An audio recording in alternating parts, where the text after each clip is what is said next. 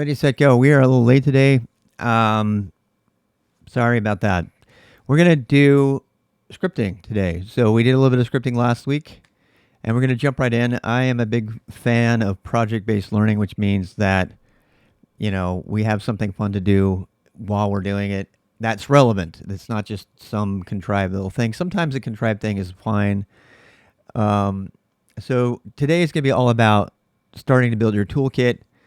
Um, And I've debated about this a lot. I've debated about how much setup to do. I mean, here you see we talk a lot about all of this. We actually talked about symbolic links last week. We can put that here. Um, we talked. I moved the find command to today, and I moved the rock stuff to today. I also forgot to post the week 13 to the playlist. So it was always there. It just wasn't in the playlist. So it's there now. I just fixed that. It's one of the reasons we're late, actually. And you didn't realize it was Saturday already. Yeah. Um, so there's a lot of stuff to get into here. This is the part that I always struggle with, especially since we've moved the boost to 2 hours. I probably am not going to get into 2 hours. It's probably going to be more like 2 or 3, but I'm going to try to keep these to 2 hours, but we're probably going to push past December given the amount of content we have left to do, and the accident that I had, etc. So, what's the toolkit? Why would you have one? Okay, so just let me just talk about this really quickly. I know it's talky and you want to do stuff, but it's really important that you have the basis for this. Okay, so in the Unix world, um, since before Linux was a thing, people have been passing down skills from generation to generation, largely by teaching one another because there's not been a lot of books on it and stuff. And they've been making, a little, code book, which we've talked about in the first week or so. So you should already have a GitHub. If you don't have that, pause the video, go back all the way to the first video and go get yourself a GitHub account. Watch the video about why to have a GitHub account and all of that. Okay. Up to now, we haven't used Git itself to do any kind of commits or anything to the Git repos. We haven't even installed Git, so you might not even have it installed yet. But we have been using GitHub. At least the idea is that you should have been taking notes in that code book of yours digitally in a private GitHub repo and using Markdown to do that. So if you have not been doing that this whole time, really stop the video and go back, because I am going to assume that that's what you've been doing the whole time. All right. And the reason for that is because I'm going to jump right into how to manage backing up your toolkit files, your scripts, your dot files, your all of those things that we haven't gotten to yet. So just in case you're wondering, like, why haven't we covered bash RC yet? Well, bash RC is written in bash. So it doesn't make sense for us to cover bash RC. We can cover Vim RC and not really cover, we don't ever really learn Vim script, and it's, you learn just enough Vim script in order to do that. The creator, by the way, this year, Bram of Vim, died. So the future of Vim is kind of up in the air. We'll see how that goes for next year. I imagine we'll still be teaching Vim. I'm hoping the NeoVim team steps up and actually creates production software with an official release. It's not beta. Right now, NeoVim is still beta. But so just as a side note about Vim, that's relatively recent news, the last couple of weeks. And so are we going to learn Git and GitHub today? I don't know. I would rather focus on the script I promised you we were going to do, which is to make a tripwire. Okay, so I want to use this particular script first as an excuse to learn how to shell script, because it has so many things in it that bring together the idea of the Unix philosophy, right? Do one thing well and make sure it integrates with everything else, and it's also going to incorporate things like cron tab and stuff like that we've never really covered before on any boost. So. And I think those are topics to cover. So we're going to jump right in, and that's what we're going to make today. So we only have 2 hours, and but I'm gonna try to keep it to that. So make sure you have Git and GitHub. Now, we may not spend a lot of time with Git and GitHub today, but I'm warning you right now. Make sure you get that stuff down, because I am going to assume you know it going forward. All right. So, what is the first language we're going to learn? People ask me this all the time, and I talked about this last week. You are already coding, right? So every day, just to recap last week, you're already coding. From the second you started using the terminal, you started becoming a programmer because every single line that you execute is a program. I covered that last week. And you put those lines in a file, which we did last week, and you run that file, and boom, you got a script, you got a program. So you are already coding. You were coding from the first day. And that's super important because people ask, well, what's your first programming language? And you can say Bash or Shell, right? And like, well, that doesn't count as a program. Sure enough does. Boy, it sure does. It really does. It does. It totally counts as a programming language. In fact, it's probably one of the more important programming languages you'll ever learn. I've been doing this for a long time, 14 years. And, we started out teaching people Python first. And we will learn a little Python. But, and they say, what's your first programming language? And I would suspect that most people who have used Linux on the terminal have been using Shell as their first programming language for all this time, and they didn't even realize it. So why not lean into that and actually learn how to do it right? And by the way, if you are a veteran, you know what I'm talking about, right? You have worked with people who know just enough Shell to be really dangerous. Maybe you're one of those people, right? And if you know Shell and you don't know it fully, you just know it a little bit, you are pretty damn dangerous. And I'm going to tell you why today. Because you're more likely to make very dangerous code than any other person in operations. And I have seen some pretty damn dangerous shell code. Oh my God. I have seen some of the worst code ever, and it was in Shell. So yeah, Shell is going to be your first language. Should it be Shell or should it be POSIX, Shell, or Bash? That is a big question, right? So I have to spend a little more talky time describing the difference, okay? You have to understand these differences, otherwise you won't be able to speak intelligently about it and make a decision about it. We did talk about it a little bit a couple weeks ago. We talked about something called POSIX, right? So let's ask ChatGPT, what is POSIX? What is POSIX? We already did this once upon a time. We call those resume enhancing scripts. So what is POSIX? My peanut gallery on Twitch is already making the comments. They're amazing. I love them. So POSIX. So POSIX is a set of standards that originated not just with Unix, but mostly with Unix. When Unix came out, it was really expensive. It was $3,000 a seat, if I remember right, and it came out from AT&T, and you had to buy it. It was not meant for everybody, and I won't give you the whole history of Unix, but POSIX was the portable operating system interface, a set of standards and guidelines to specify the common interface for Unix-like operating systems, ensuring compatibility and interoperability between different platforms. It defines the application programming interface, API. You'll hear that acronym a lot in tech. By the way, when you hear API, it's very important that you distinguish between Web API and API, which is the original term, which meant any kind of programming interface. Most people, when they hear API today, they assume it's a web interface in JSON or something. No, not necessarily.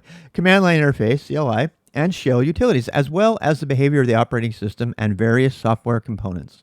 POSIX compliant systems adhere to these standards, allowing software developers to create applications that run on different Unix platforms without problems, right? So the idea of POSIX is that you can write one script and you can send it everywhere. And to give you a little story, when I was at IBM all those years, I wrote a lot of compliance software, audit checks, and they would be little shell scripts that would do one thing really well. They would check to see if the Etsy password file had proper permissions on it or something like that.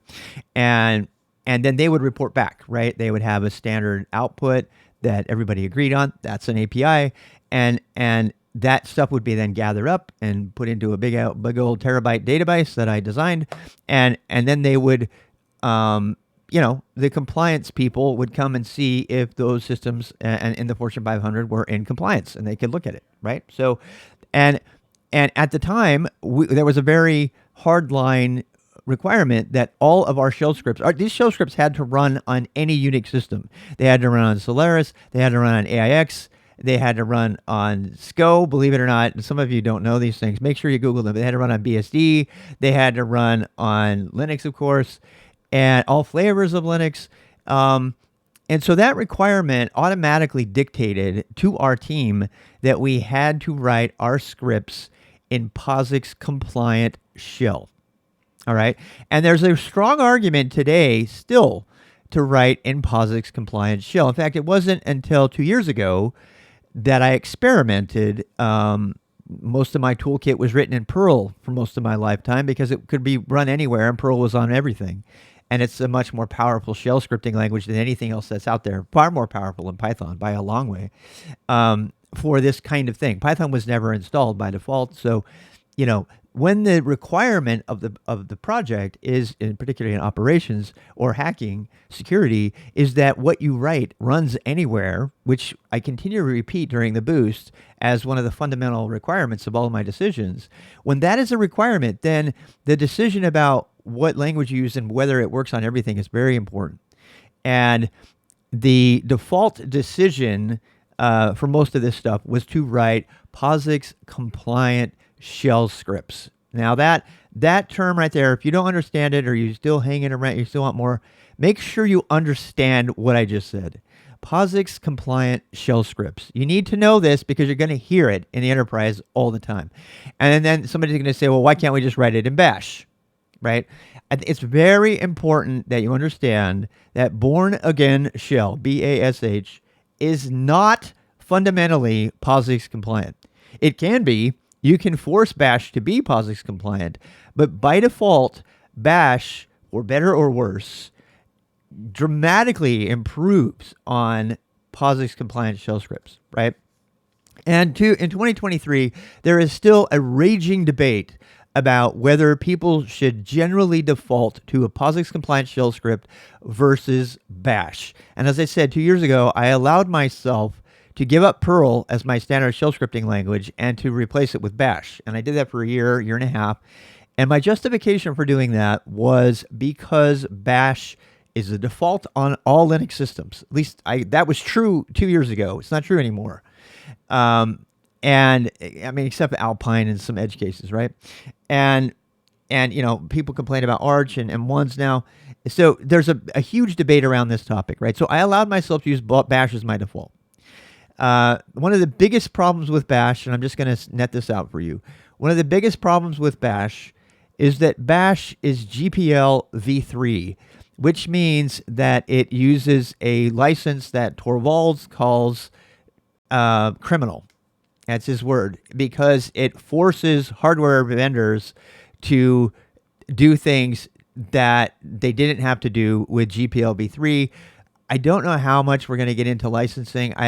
We usually talk about it at some point during the boost, but for now, just understand that the GPL v3 license is not GPL at all.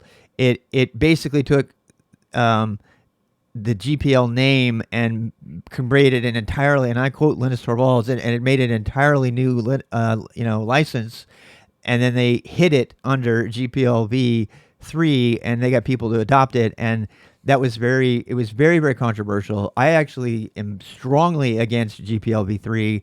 I don't think they have any business.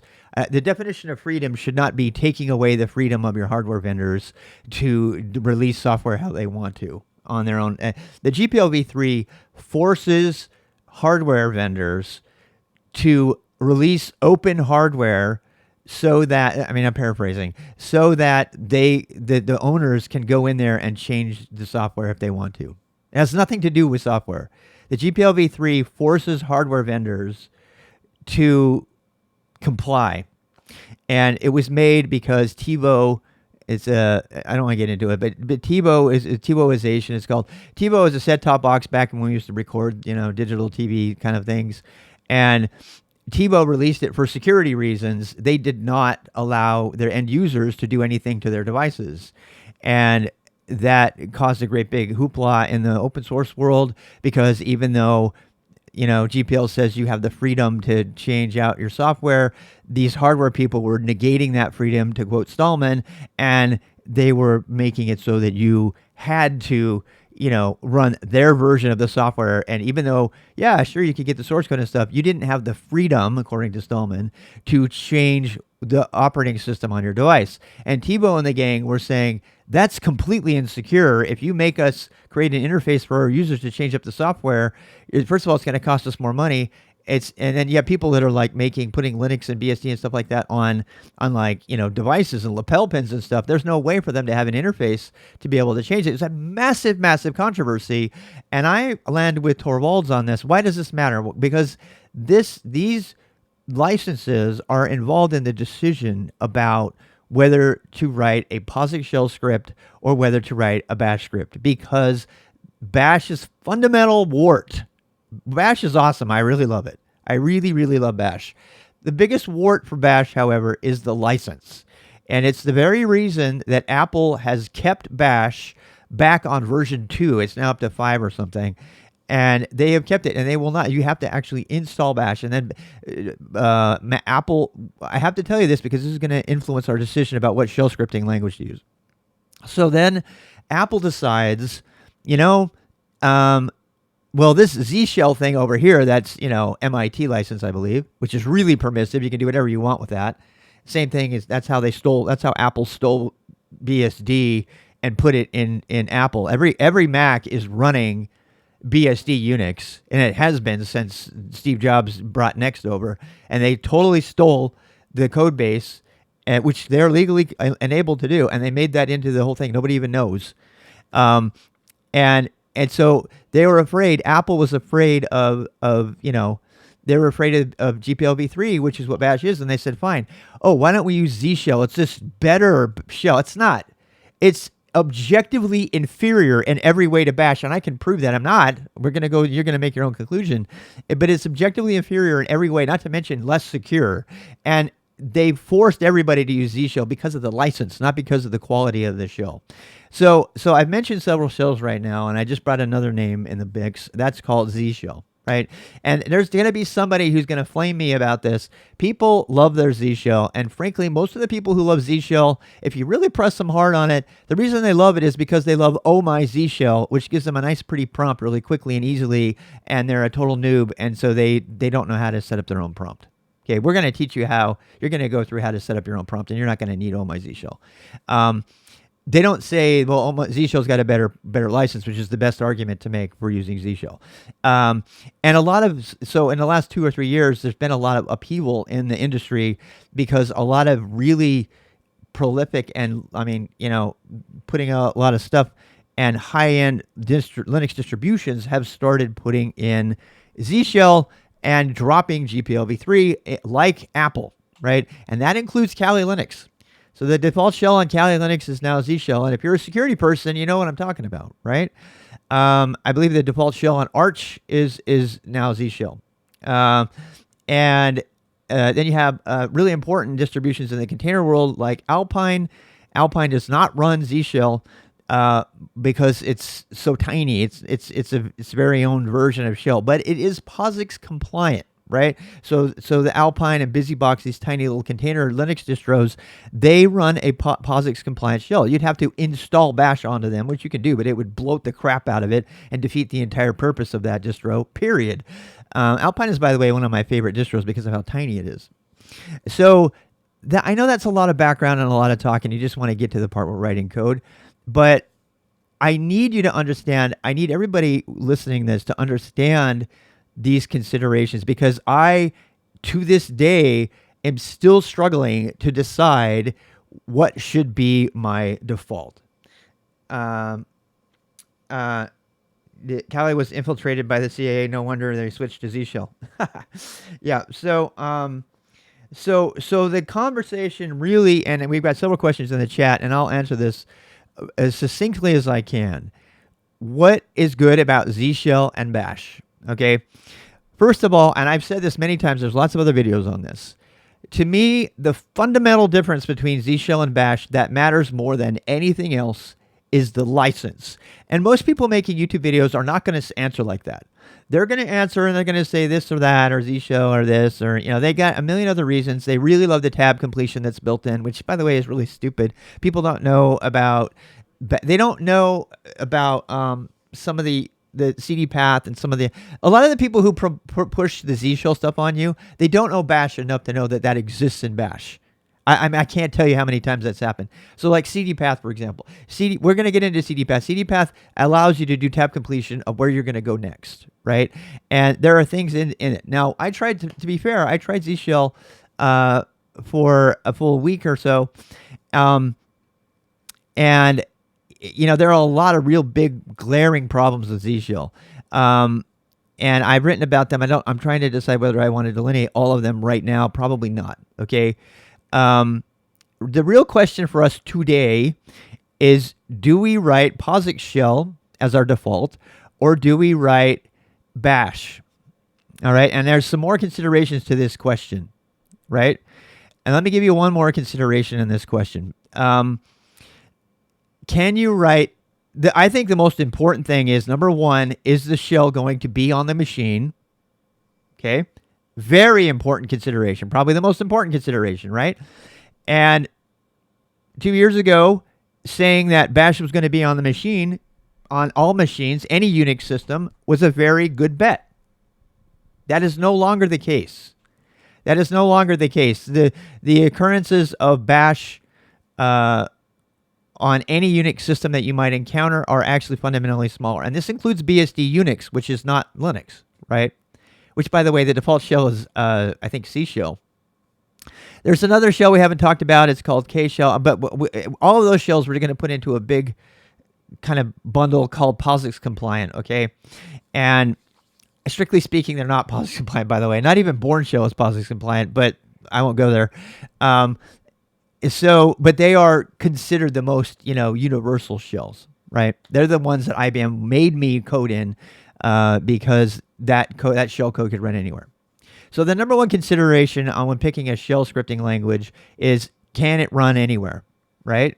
That's the number one. And what's the impact going to be? And the number two thing is, can I write it safely? Can I write it safely, and can I exchange it with other people such that it can be run safely? And that is where things get very tricky, because you cannot write safe shellcode, POSIX shellcode. Beginners especially cannot write safe shellcode. It takes a tremendous amount, and I know somebody's going to guess what's coming next. Spoiler alert, we're going to use shellcheck. So number one, does the shell exist on the largest number of systems so that I can use my scripts anywhere? Number one. Number two, how safe is my shell scripting language? And number three, how intuitive, how easy is it? And four, really, how powerful is it? Right? So how powerful is it? I actually was able to replace most of my Perl scripts with bash, because bash has full support for regular expressions. And we've already learned those. K shell, POSIX shell, dash, all of those, Z shell, do not have support for regular expressions. Period. It's not in there. It's not in it. So, okay, so that's the power thing. On the number two thing, though, can it be done safely, right? So bash has support for, we'll get into it, it has support for what's called double bracketed conditionals, which prevent the most dangerous thing in shell, which is expansion. That thing that we do here where, if I want to do ls, MD, I want to list everything that's got MD in it and put a star, right? Well, if I don't put quotes around that, if I would put quotes around it, or, that's just a silly issue, but the point is expansion, right? So expansion can be used when you're taking in data from the outside world, whether it be from an environment variable or from input from a user. That can be used to do injection attacks against shellcode. And people have been doing successful injection attacks against shellcode for as long as I've been a Unix person. So more than 30 years. I've been reading about them all the time. It is one of the number one vectors, if not the number one vector, to attack a shell script. And how do you do that? Well, it's very hard to write shellcode safely. And in a world where, like it or not, people are pushing Rust because of memory safety, and then they're happily writing C shell code that's absolute crap without quoting their shell things properly. So, Rust projects that have really bad shellcode in there, they're all about memory safety. But when it comes to actual shellcode safety, they don't care because they don't get it. I mean, and that's a way more better. I mean, as a hacker, it's wonderful. I'm going to go in there and attack you. So how safely can it be written? How powerful can it be written? Right. And then there's kind of a fifth thing, and that's performance. Right. So performance. So Bash, for example, Bash can be backgrounded very easily. It has the ability to be multi-threaded, which is very, very powerful. Regular POSIX shell sort of has the ability, but nowhere near Bash. Bash can actually communicate between running concurrent processes that it forks off itself. It's extremely powerful. A lot of people would argue it's too powerful. It's too bloated. It's got too much stuff in there. In fact, it's too slow. It's so slow that the Debian project some 5 years ago threw Bash out as the startup scripting language. And they put Debian August shell dash, which is their version of Ash, and they decreased boot time by something like 5 minutes. This was all, I think, way before systemd. So the Debian project said, no, we don't want any Bash. We want the minimum necessary, and we want it to run really fast. We want it to start up fast. We don't want it to be, bogged down with all this unnecessary syntax. We want it to be POSIX compliant, and we want it, to kick butt, right? And to this day, Ubuntu and most systems, the default shell for the system is Dash or Ash, one of the two, or POSIX compliant, right? And Bash, that leaves Bash to be, in the case of Linux, the default interactive shell for about, I would say probably 60-70% of the distributions out there today. And so that question comes back. So I know I'm going on and on, but it's really important that you have all this information. Okay. So the last thing to consider here is that, like I just said, when you talk about, startup and stuff like that, is the difference between an interactive shell and a scripting shell. And when people talk about shells, they never talk about this. This is something that is always absent from the conversation, and it's so important that you understand this. When you're writing a script, that is a different set of requirements than interacting with your shell. So when people say, I'm going to use Z shell, they want to have tab completion. When they pick Fish, for example, which is another great interactive shell, they're like, I want this and this. I want all this tab completion. I want VI mode. I want Emacs. Blah, blah, blah, blah. They have all these things that they want. And they're speaking entirely from the position of an interactive shell user. And then somebody will come along, yeah, but it's not POSIX compliant. And you'll be like, I don't care. I'm using it interactively. It was already on the system, right? So the tough thing when we're talking about shell choice is because we are now mixing, a lot of times, as I said, you're a programmer from the first time you start writing on the terminal, right? But you're coding, technically, when you're writing code interactively on the command line shell, you are writing in the shell language of your interactive shell. So right now, I'm writing in Bash, because that's the default, and I'm writing in Bash, right? But if I were to put those lines in a file, I'd have to tell it it was a Bash file, right? And not necessarily. Sometimes those commands are compliant with shell, with regular POSIX shell, or Bash, right? So what is an interactive Linux user to do? Well, this is where the decision about the language that you invest your time in gets really interesting, because if you want to be as effective interactively as you are writing those shell scripts, then you could make the argument that you should focus on Bash or Z shell. I've never once have I ever seen a script written in Z shell. And most interactive Z shell users are the first people to argue to write a portable operating system interface compliant, POSIX compliant shell script. They are the first people to argue for that because they realize that they can't do that, right? Well, there are some downsides of that, right? And so because there are some very, very powerful idioms that you can use, particularly parameter expansion, that you can use with Bash from the command line to make you wicked fast and wicked powerful on the command line. And I see Z shell users all the time, and they depend entirely on tab and all this other crap, but they have no idea how to use these other extremely powerful interactive things from Bash. They don't know because they've never learned it. They've never learned those extra things, right? So the question is before us is this: how good do you want to be on your terminal command line? And do you want to invest in that same, so is it worth it to learn all of Bash, all of it, right?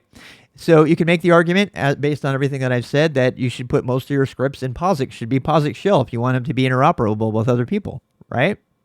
But if you have a script that you know is only going to be for you, such as in your Bash RC, by the way, Z shell has no support for functions inside of code. They do, but it has to be a separate file. It has to be loaded in a weird way. So just forget about even trying functions with Z shell. So we're talking about exportable functions. And if you want to do powerful things in your Bash RC, you probably want to have Bash RC be your interactive shell, and then you want to write your scripts for the world in POSIX, right? And I personally, that's where I land. Now I know I spent almost an hour talking about this, but let's see. Almost all shellman pages talk about what? POSIX compliance. There is no widely accepted standard other than POSIX. Almost all shell cater to POSIX and then more. Yep, that's true. The function caveat exists for fish as well. It does. Callie was, yeah, okay. So this is the regular conversation as usual, which I've gotten really used to. If you're a beginner, I'm just going to say, just kind of make your own decision here. People have very strong opinions on this whole shell question, and they get kind of personally offended if you don't agree with them. And I'm here to tell you that you are in charge of your own learning. You decide what you want to learn. So what are we going to learn, right? So this is what we're going to learn.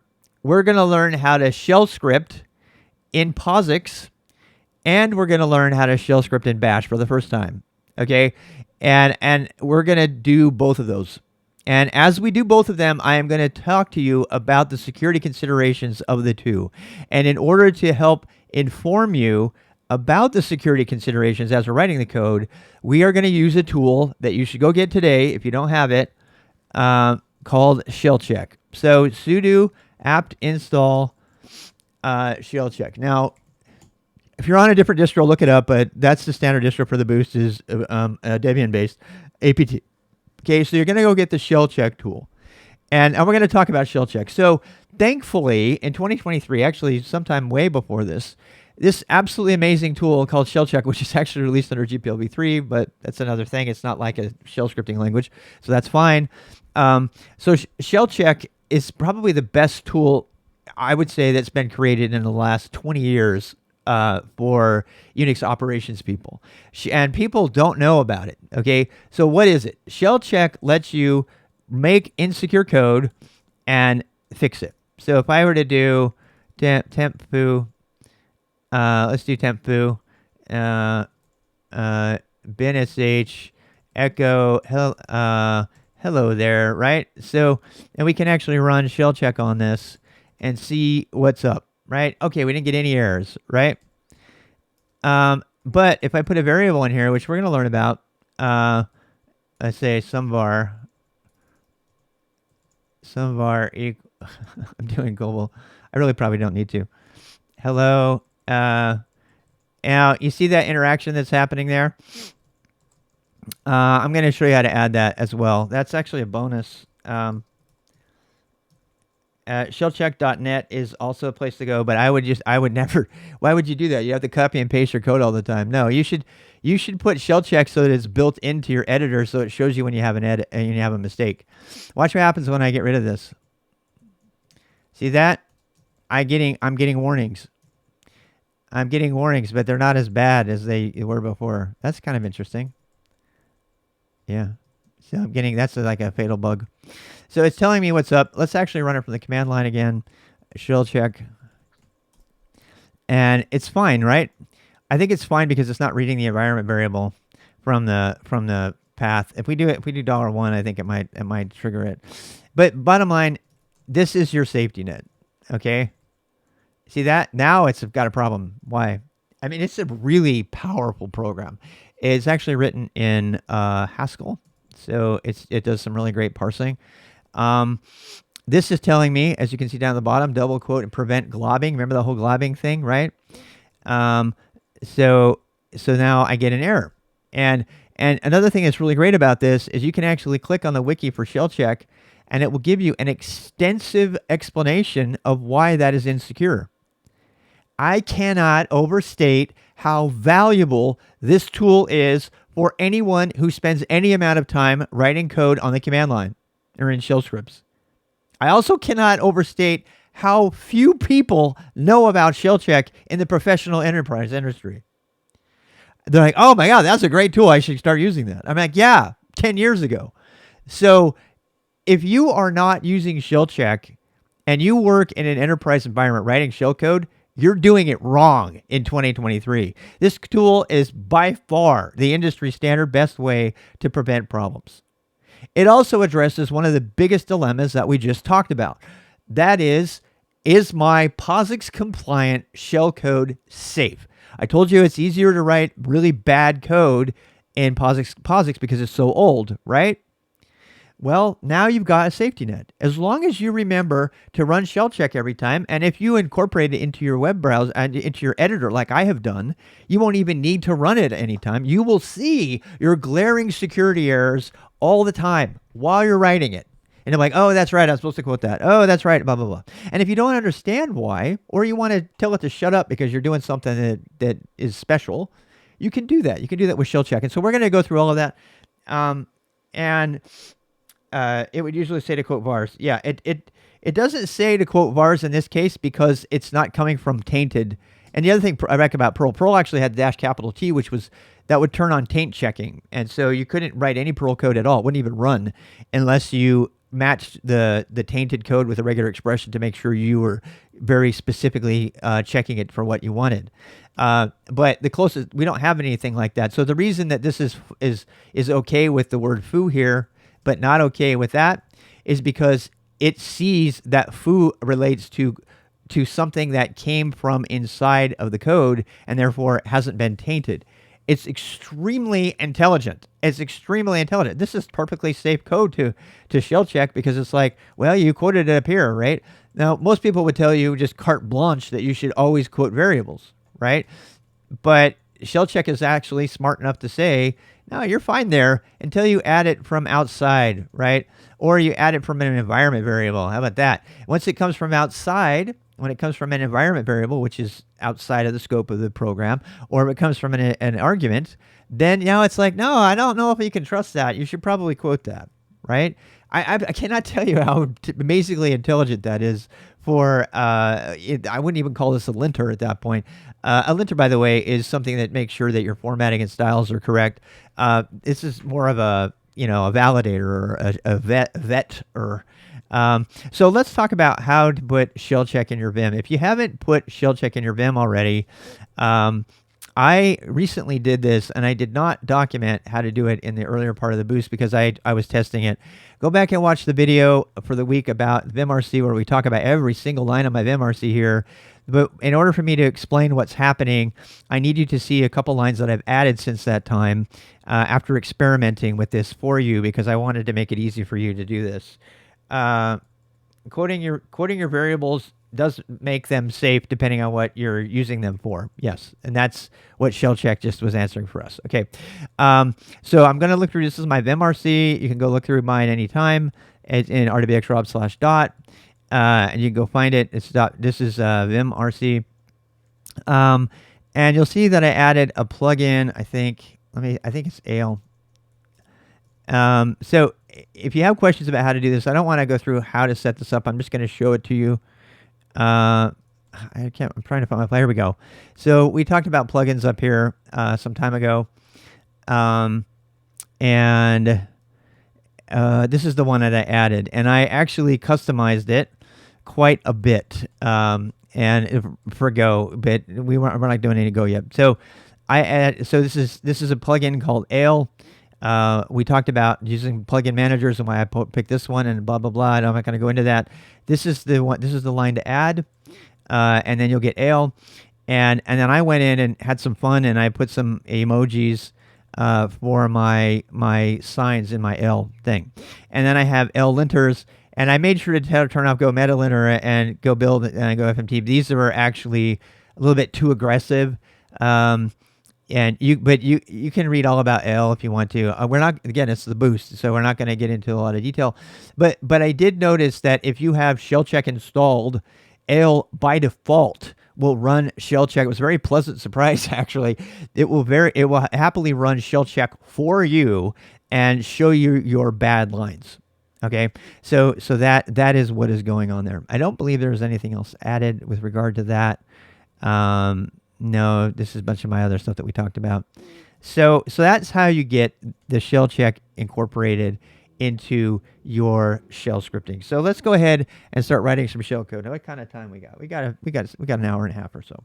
So let's go ahead and start writing. So this is some shell code. Now, so let's just recap the decision. Okay, so and if you have another opinion, please let me know in the comments. I mean, please be respectful as best you can.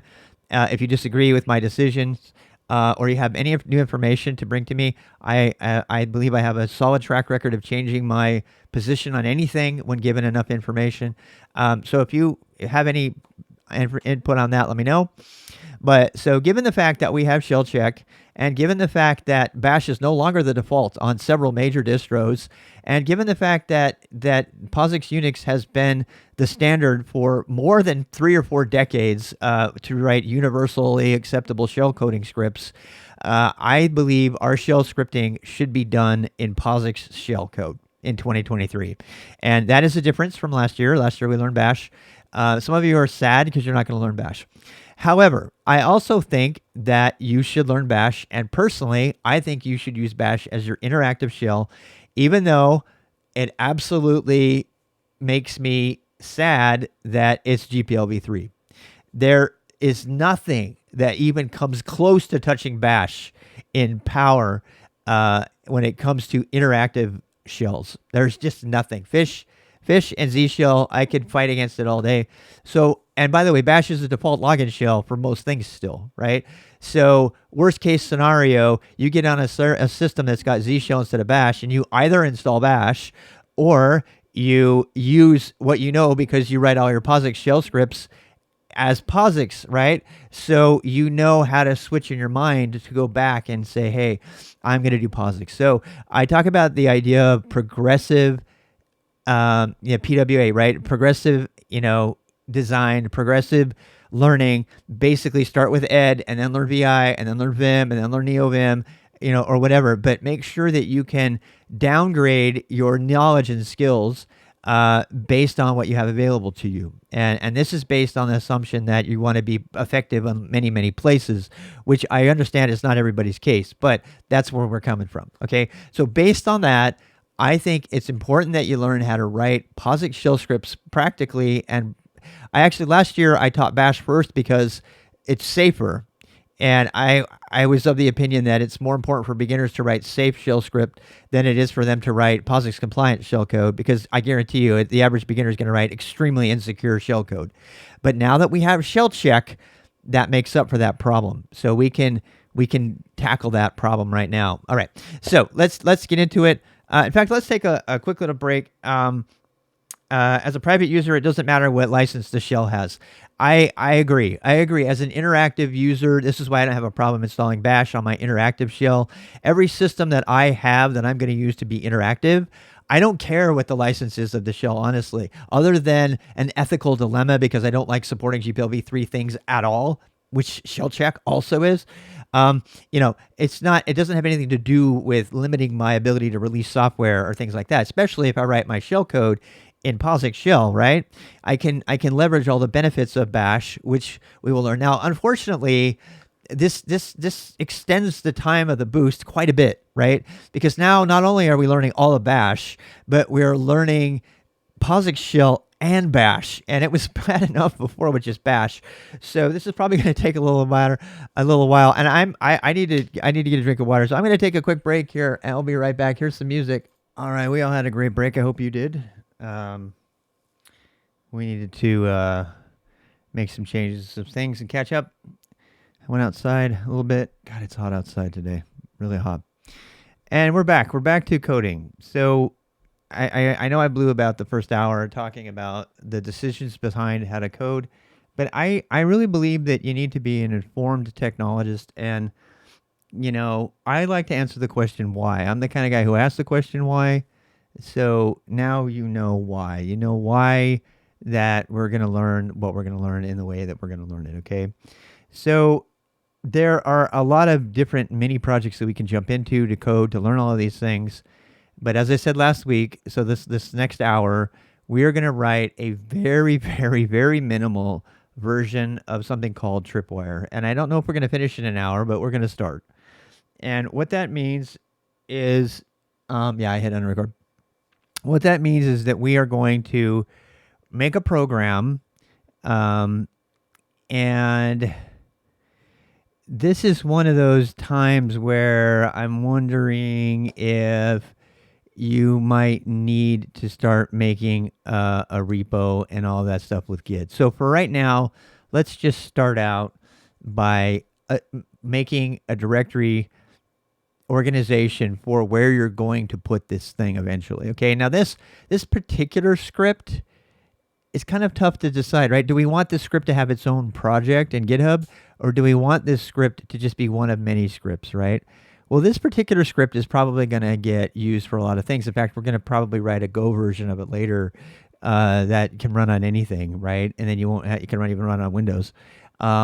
So let's take that approach to that. And it's always been very organic. So let's do that. Let's pretend we're going to do that. So the first thing to do is like to decide, where am I going to start putting my code in my toolkit?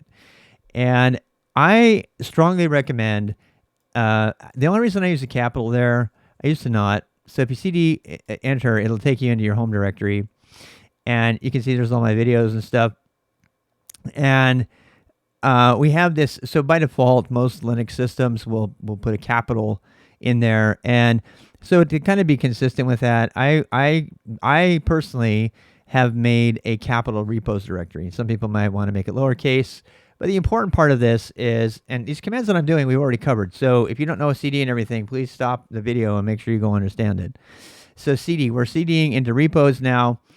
And this is where organization starts to matter. Now, I have learned through sad experience that not qualifying the location for your GitHub repos will bite you in the butt eventually, because you'll want to have two repos that have the same name, and you'll just have been kind of loosey-goosey with it and pull them out anywhere. I'm telling you right now, if you want to avoid that kind of problem, build up your repos. And you're not just your repos. You're going to be pulling down other people's repos all the time to make changes and everything, and to test the code and look at the code. Eventually, you're going to write code to do it.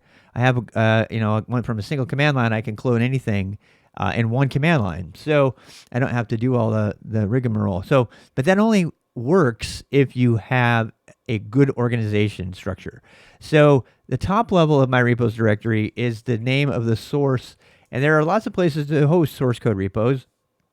GitHub is one, GitLab is another. I've gone back and forth on GitLab. You can watch all the videos. I go back and forth on GitLab. I'm solidly on GitHub camp, mostly because of the GitHub command line tool, which is absolutely brilliant.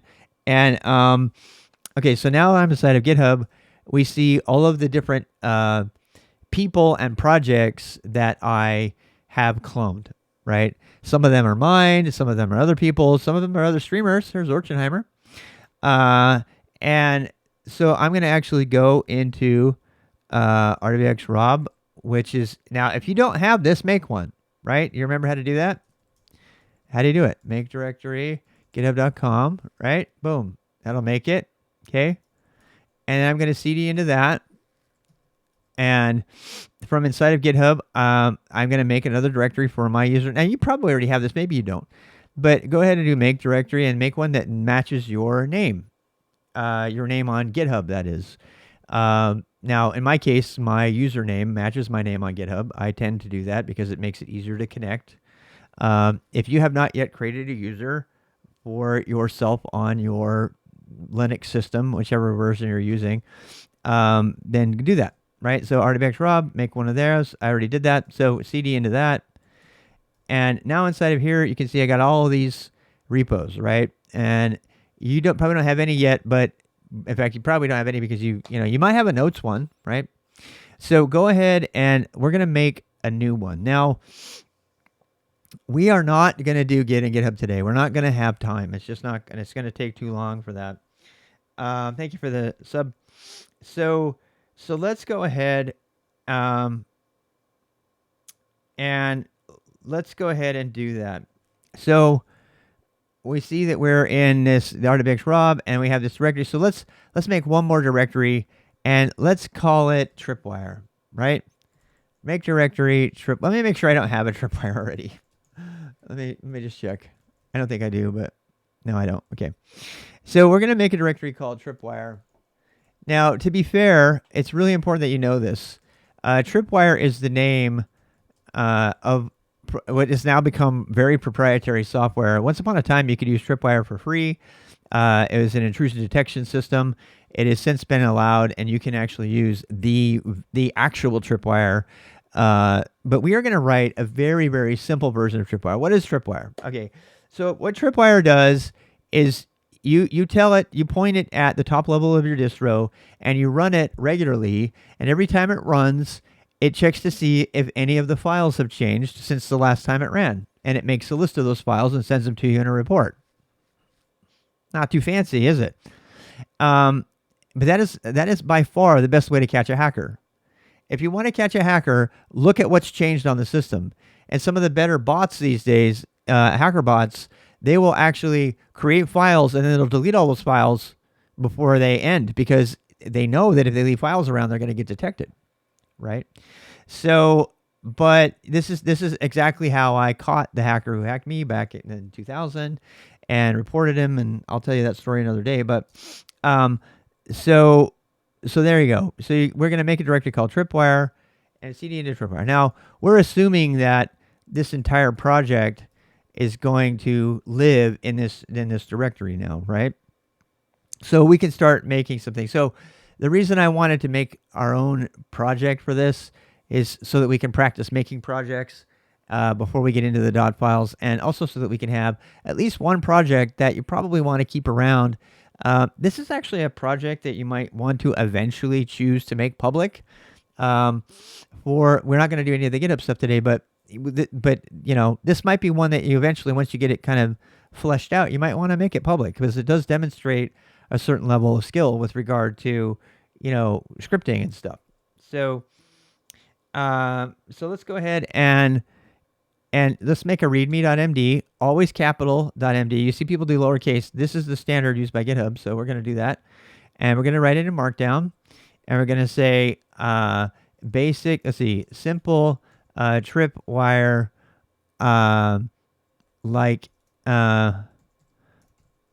shell script. Right? We're going to write a simple tripwire POSIX shell script. Now, we could probably write this in bash as well, but we're going to try to write it in tripwire. As we're doing the POSIX thing, I'll try to teach you the bash as we go. And we're just going to put some things here. So what are we going to do here? How is this thing going to run, right? And how are we going to install it? So if you don't know Markdown, you should know that. So right now you should just, copy it over, copy onto system, and then what? Then we're going to add to cron tab, and I'm putting dots. Some people don't like dots, but whatever. I mean, we can get rid of them. I go back and forth on this. So add a cron tab, and so what is it going to do? So simple script to create a list of all files and their last modification dates to compare and determine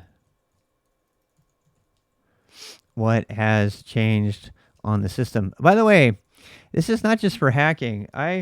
By having one of these, and I haven't done one of these for a long time. There's another advantage to this. So let's say you break something on your system, right? Now, of course, if you're using a virtual machine, you just snap back to the last version. But sometimes you want to know what changed. I mean, it's a really big question in the IT world. What changed, right? And you don't always have the freedom to run a tripwire-like thing on the system, but it is kind of nice to be able to see from one's moment to the other, and rather than spending a week and of four-person, a week times four-person man hours of money and resources to figure out a problem. In some systems, if you're running a tripwire-like system, you can literally look at the log and see exactly what files changed on the system. And if you're a veteran operations person, you already know how valuable that is, because you don't have to go ask around to everybody or rely on your kept up-to-date change management system. You can go look at the data. You can look at the files and see what changed. What literally changed on this machine to stop it from working, right? And you can go back and see. So it's not just for detecting hackers. It's also for being able to see that. And we're going to depend heavily on heavily on the find command.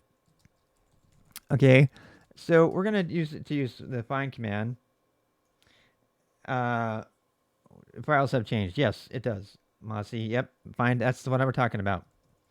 Yep, that's the one we're going to use. That's why it's not going to be very fancy, right? The hardest part of this is like combining the log files and stuff like that. And we might struggle through this tripwire application for a while, but over 1 or 2 weeks. But I do believe that it will be worth it in the end. Now, the last time I wrote anything like this was over 15 years ago. I just decided this year that we were going to try this. So I'm going to be struggling along with you just like everybody else. So we got our README file there. Now, normally right now I would commit, some of these files to GitHub, but we're going to save that for another day. Not too long though, because we don't want to lose our file in case something goes wrong. You want to have that backup, right? So I tell you what, we'll do that next week. Next week we'll set up GitHub so we can actually do Git commits and make our stuff safe so that, if we screw stuff up, we can go back, because you will screw stuff up. I promise you, everybody does. And let's actually make a file called tripwire. So we did this last week. How do you make a new file? You can either go tripwire like this if you're on a certain shell, but touch works everywhere. Again, touch is POSIX compliant. Tripwire, touch tripwire. All right. Now it's white. ls-l. We know this from last week. It's not a runnable script. What do you have to do? Pause the video. You have to chmod it, right? So we're going to chmod plus X. I decided to not get into octal yet. We'll get into it later. We'll write some code. Right now, just remember chmod plus X makes the thing executable. And now we have X's for everybody, right? If you care about security and don't want everybody to be able to run tripwire, you could maybe just do U plus X instead, right? So let me just show you what that looks like. Chmod, so I do chmod minus X tripwire and ls-l. And I could do if I wanted to be more finicky and say, I just want to be the one to run it, U plus X tripwire. Okay, now we're not using octal notation for chmod. Don't worry, that's fine for you to learn it that way.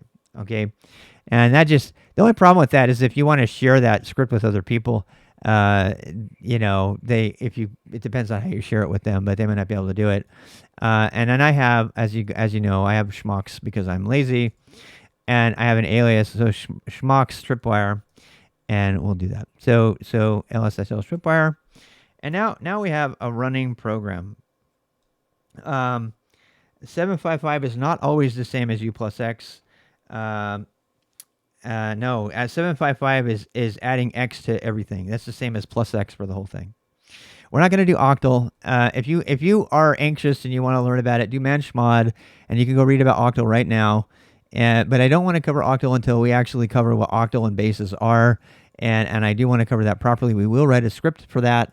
I just put that off. So we will write a script that actually displays numbers in all of the bases that we care. All your base belong to us, kind of thing. We'll write a script for that after we finish tripwire. Okay, so it's one of the projects that we have slated to come. We usually write that project in 3 languages. We write it in Go, Python, and Bash, but we'll see. All right, so now we have a program that runs. Now if I run tripwire, what's going to happen? Nothing, right? Remember why? Because we don't have /tripwire because it's not in my path. I'm not going to put it in my path until it's done. So I'm going to be putting / all the time, right? Now, it ran, but it didn't do anything, right? So let's open it up in Vim or VI, and I'm going to do bin sh. Now, this is guaranteed to be on every system. Bin sh, I have never been on any system that did not have a bin sh, ever in my life. It's always on everything. So, and we can say echo hello, which you already know, okay? Echo hello, and now we can run it, /tripwire, and we run hello, right?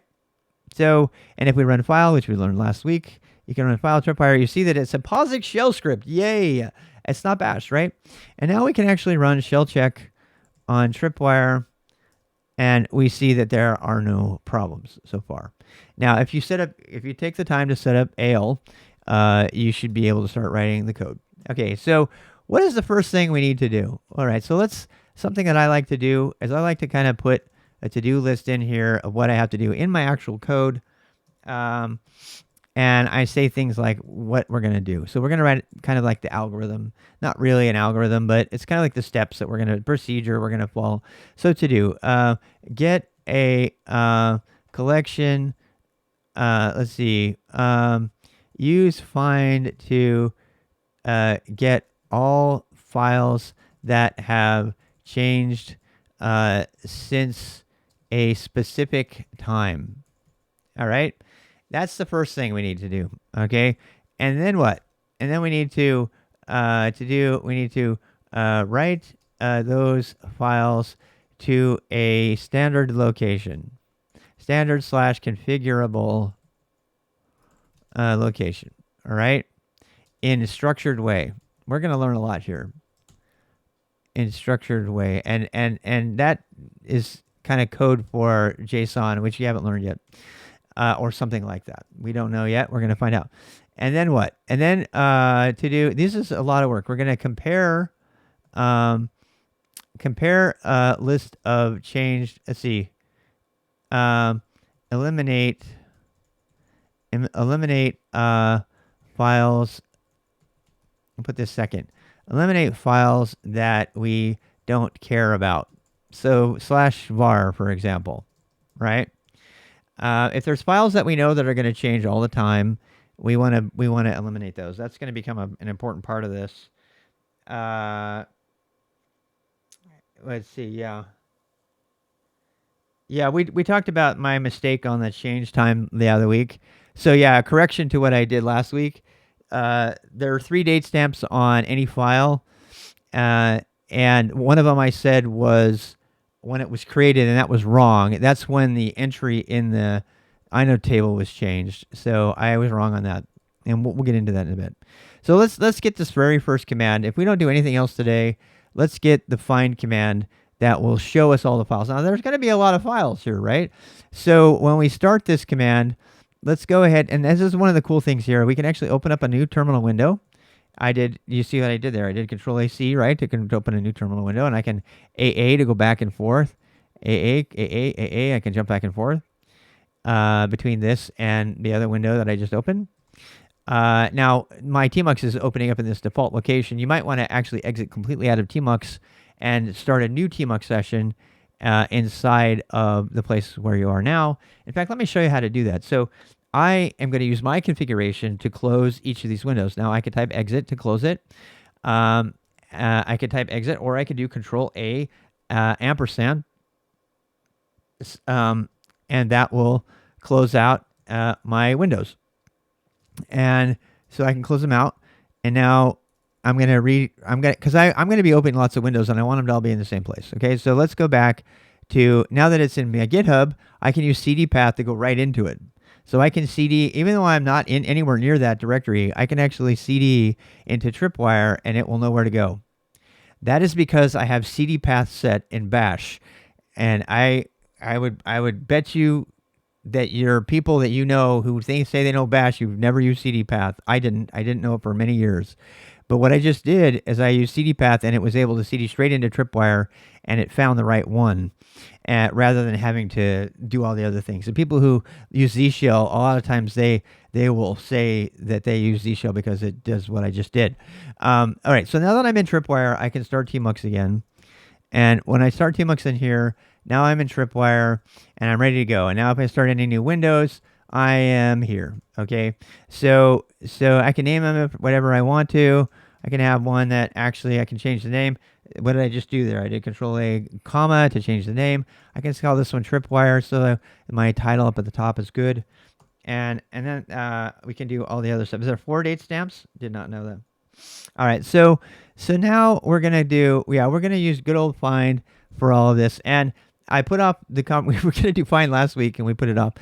Find is one of the most powerful tools in any operation or hacker's arsenal, and yet very few people understand it. To be completely honest, I have to look it up every time because it's extremely complicated. In fact, let's look at it. Let's do man find. You can see that find is basically its own language, and there is a predicate, and there is a subject, and it takes a lot of time to master this command. So we're going to try to, like most things with Linux and Unix, we're going to learn a little bit at a time, but we're never going to learn it all. I mean, you never actually learn everything in Linux. It's always like something you have to look up. So don't feel bad about that. If no starting point is specified, dot is assumed. All right, so let's just introduce you to the find command. So the first thing to do with the find command is you just do find dot, right? So by default, what it does is it lists all of the files in that directory and everything under there using a dot. Now, people will tell you to use fuzzy finders and all kinds of stuff like that, and they give you, a minimal gain in performance and speed, but they don't always exist and they're not always installed. So I do think it's valuable still to learn find. In fact, I very much think it's valuable for you to learn to find. Now, find is also not a program that's going to be Trojan. But the hacker, true story, the hacker that I caught in around 2000 or so, the hacker that I caught was using, they had Trojaned, which means they had taken over my ls command so that when I ls'd, they had a file here, right? They had a file here, like some malware. And when I did an ls, it didn't show the malware because they took over the ls command so that it didn't list their malware in order to hide themselves from me. But you know what they didn't Trojan? Find. Because nobody Trojans find. I've never seen a version of Trojan find any rootkit ever. Because the people that write those rootkits think that they're dealing with, dummies, but you're not a dummy and you know how to use find. And by the way, for them to Trojan find would be a big deal because find is extremely complicated and hard to do, right? So you can go, there. So here we go. So then we can go, you just looked up your CD path and your mind is blown. There's a lot of people who didn't know it existed, including me, for a very long time. So now you know. Anyway, so here's what we can do now. Now we can use find to find stuff. And find is obviously, find is almost one-for-one equivalent to ls-1, right? Except for we don't get the fancy colors and stuff. And sometimes you don't want the color, right? So I use find all the time as a substitute for ls. So put that in your notes, right? But that's just the beginning. That's just the beginning. There's like so much more. So let's say I want to find my home directory. What are all the files in my home directory? Whoa, my gosh, look at all those files. Tons of files. Look at that. I got all my caches in there. Oh my goodness gracious. I'd really like to be able to isolate it to just the markdown files, right? So here's the most powerful thing you're going to do. You're going to add -name. This is probably one of the most common things you're ever doing. Now, the problem here is you actually need to use quotes. And the reason you need to use quotes is because you're going to use pattern matching. Right now, if you're trying to look for something with a specific name, you don't need it. So let's say .bashrc, right? Okay. And, this is something else. I really don't like this. I wish you could turn this off. I don't know of a way to do this. If anybody ever figures this out, let me know. You see all those extra junky things out there? when you're doing a really powerful find command, you almost always want to add redirection. Now, we talked about this before, but you're going to want to redirect to, which is standard error, into dev null. And that tells all those error messages, because I don't have permission, we want to tell it to shut up. I don't care, right? I just want to see the files. There's no silent as far as I know. Is there a silent? Someone correct me if I'm wrong. I've been trying to find this. Is there a quiet? No, there's not. So this is the only thing I know to do. And you can't really make this into an alias, because you want to change the stuff in the middle, which is a candidate for being a function, which we'll cover that in a bit. So this shows me all of the files that have the name bashrc, .bashrc. And we have .bashrc here, we have .bashrc here, we have a local share containers. Oh, wow. That means I have a container that's got a bashrc. I didn't think my containers were going to show up. That's kind of cool. There's my bashrc and my dot files, which is a symbolic link, by the way. It doesn't tell you what kind of file it is. If I want to see what kind of file it is and I want a long listing, I have to change that, right? So now I need -ls, and now I'll get a long listing. Okay, that's a fine thing. That's not a shell thing, and that's why it has a dash in front of it. So now I get what looks like, the old school kind of ls output, right? And so it shows me all the files and where they live and what kind of file they are. And now I can see that bash here is a link, right? So this one here is a symbolic link, right? So my dot files, this says this is a symbolic link here, and it shows you what it's pointing to, et cetera, et cetera.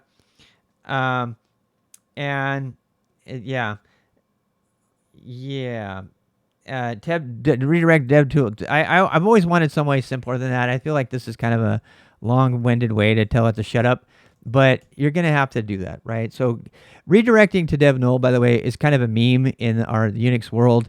Your opinions redirected to dev null. You see that on t-shirts and stuff. Dev null is otherwise known as the bit bucket. People make jokes all the time about it, because anything that gets redirected to that file, just disappears into the ether. And, so it's kind of a joke. Not to be confused with dev 0 or dev whatever. What's the other one? So anyway, so here we go. So this is starting from the home directory. Now, obviously, you can do this. Now, check this out. So now we're going to run find against the root of the entire computer. Yeah, this is going to take a while, right? You could create an alias to function name find. No, you can't do that. I just said you can't do a function alias. You can use a function, but not an alias, because I'm going to want to change the stuff in the middle here. So that does not lend itself well to an alias. That's more of a function, which we'll get to. We're actually going to write that. We're going to put that in code.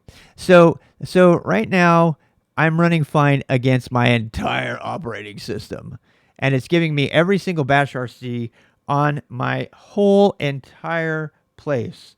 Send all complaints to dev null, please. Yes. So here we see etsy-scale. We talked about that in week 2, I think. etsy-scale. This is a directory for any new user that gets copied into the user's directory by default. So if you have a multi-user system and you want everybody to get something every time you make a new user, that's where you put it. So that we see we have a bash there. We have the same bash here that we found before. All the other bashes are the ones we already know about. Okay, but I think you can probably already infer from this that this command is powerful. It is extremely powerful. You want to be a hacker? You want to see every file that has open read-write permissions? You got it. And let's try one of those really quick. By the way, we don't want to just throw this stuff away, right? Let's actually write it to a file. All right, so let's write it to, I don't know, how big a file are we talking about here? How much disk space do I have? df-h. How much disk space do I have? I have, oh damn, pretty full there. I can probably try it to temp and then delete it later. All right, so let's try that. So we're going to try the same command, and believe me, we're getting to the M time thing.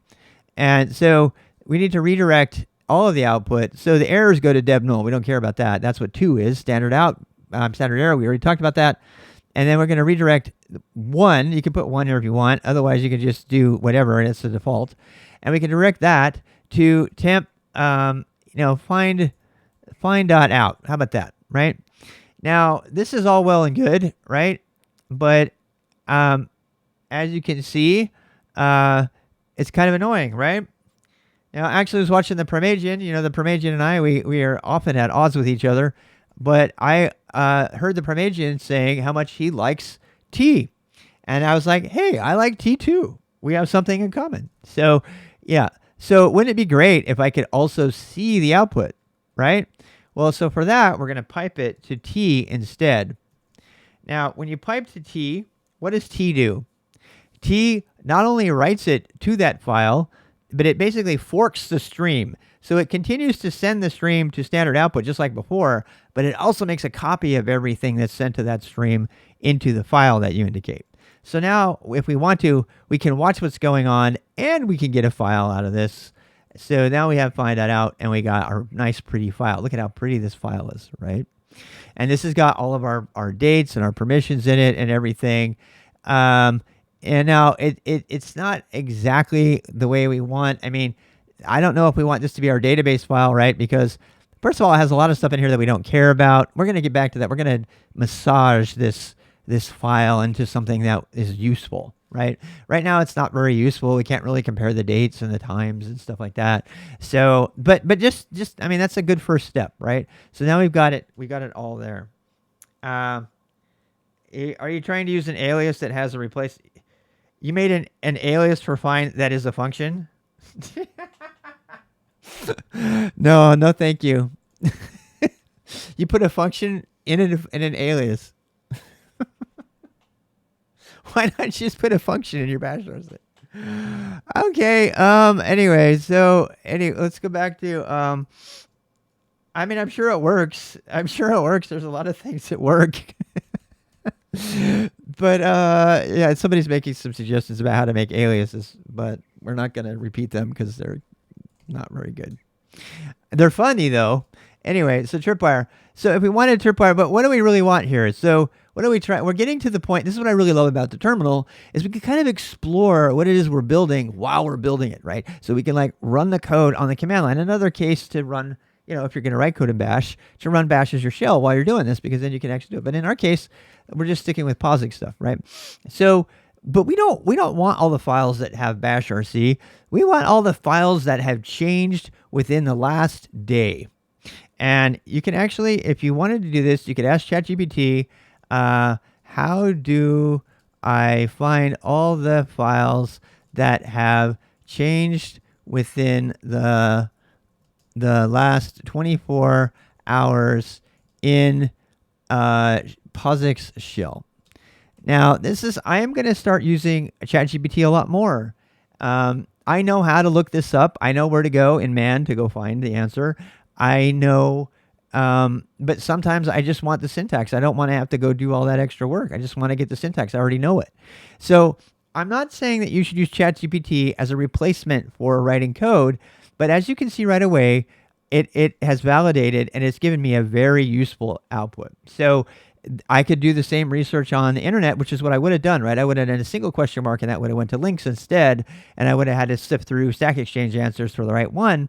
But this is one of those cases where AI and ChatGPT is actually really useful because it does give you a reasonably good answer on which to base your research. Now, you should still go read the man page about the stuff that it just gave you hints about and make sure it's correct.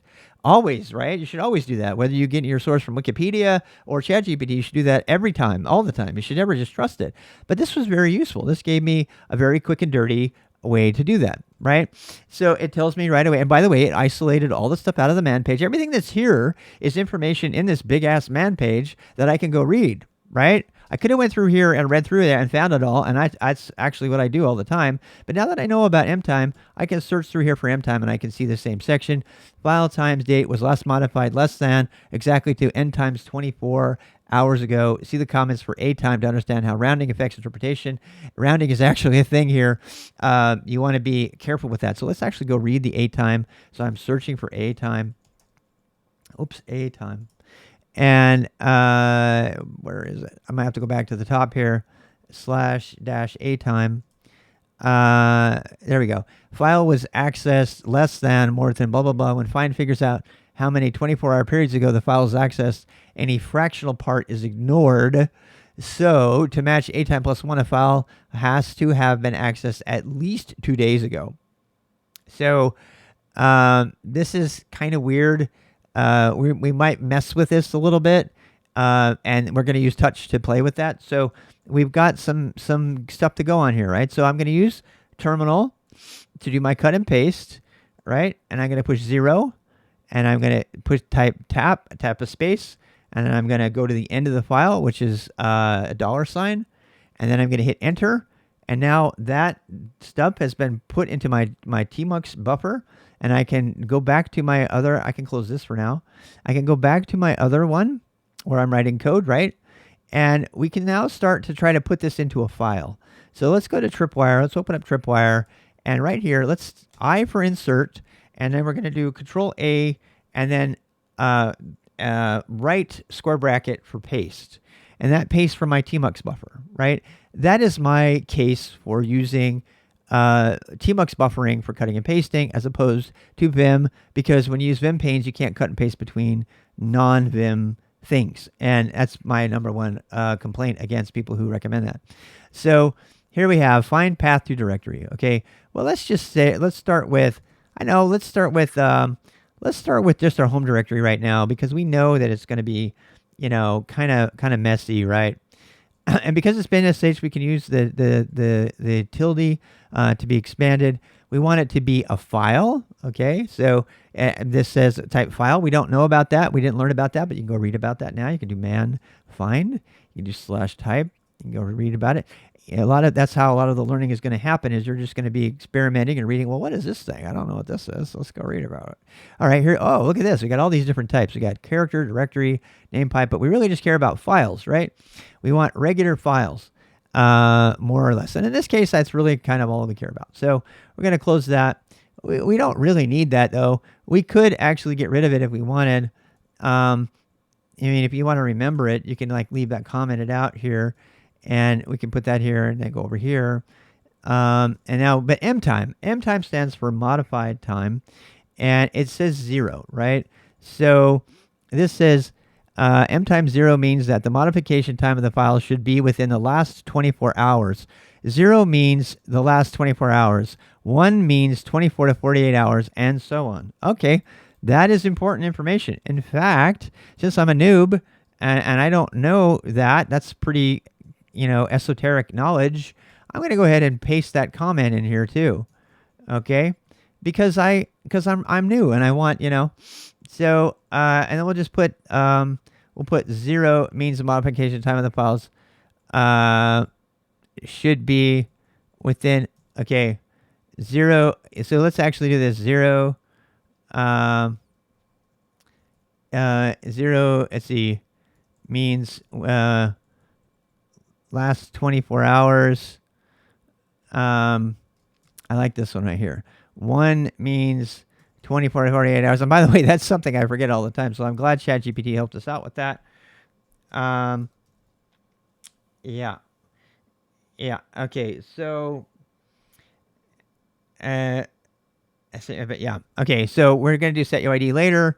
We're not going to, people are using, so a lot of hackers already know about the find command because it's a way to detect files that have insecure permissions on them. We are not going to talk about that today, but if you would like that as bonus content, go ahead and figure that out for yourself and we'll talk about it. If you do over-the-wire bandit, that is something that you regularly do, right? You scan the entire system for those stupid files that people left wide open, right?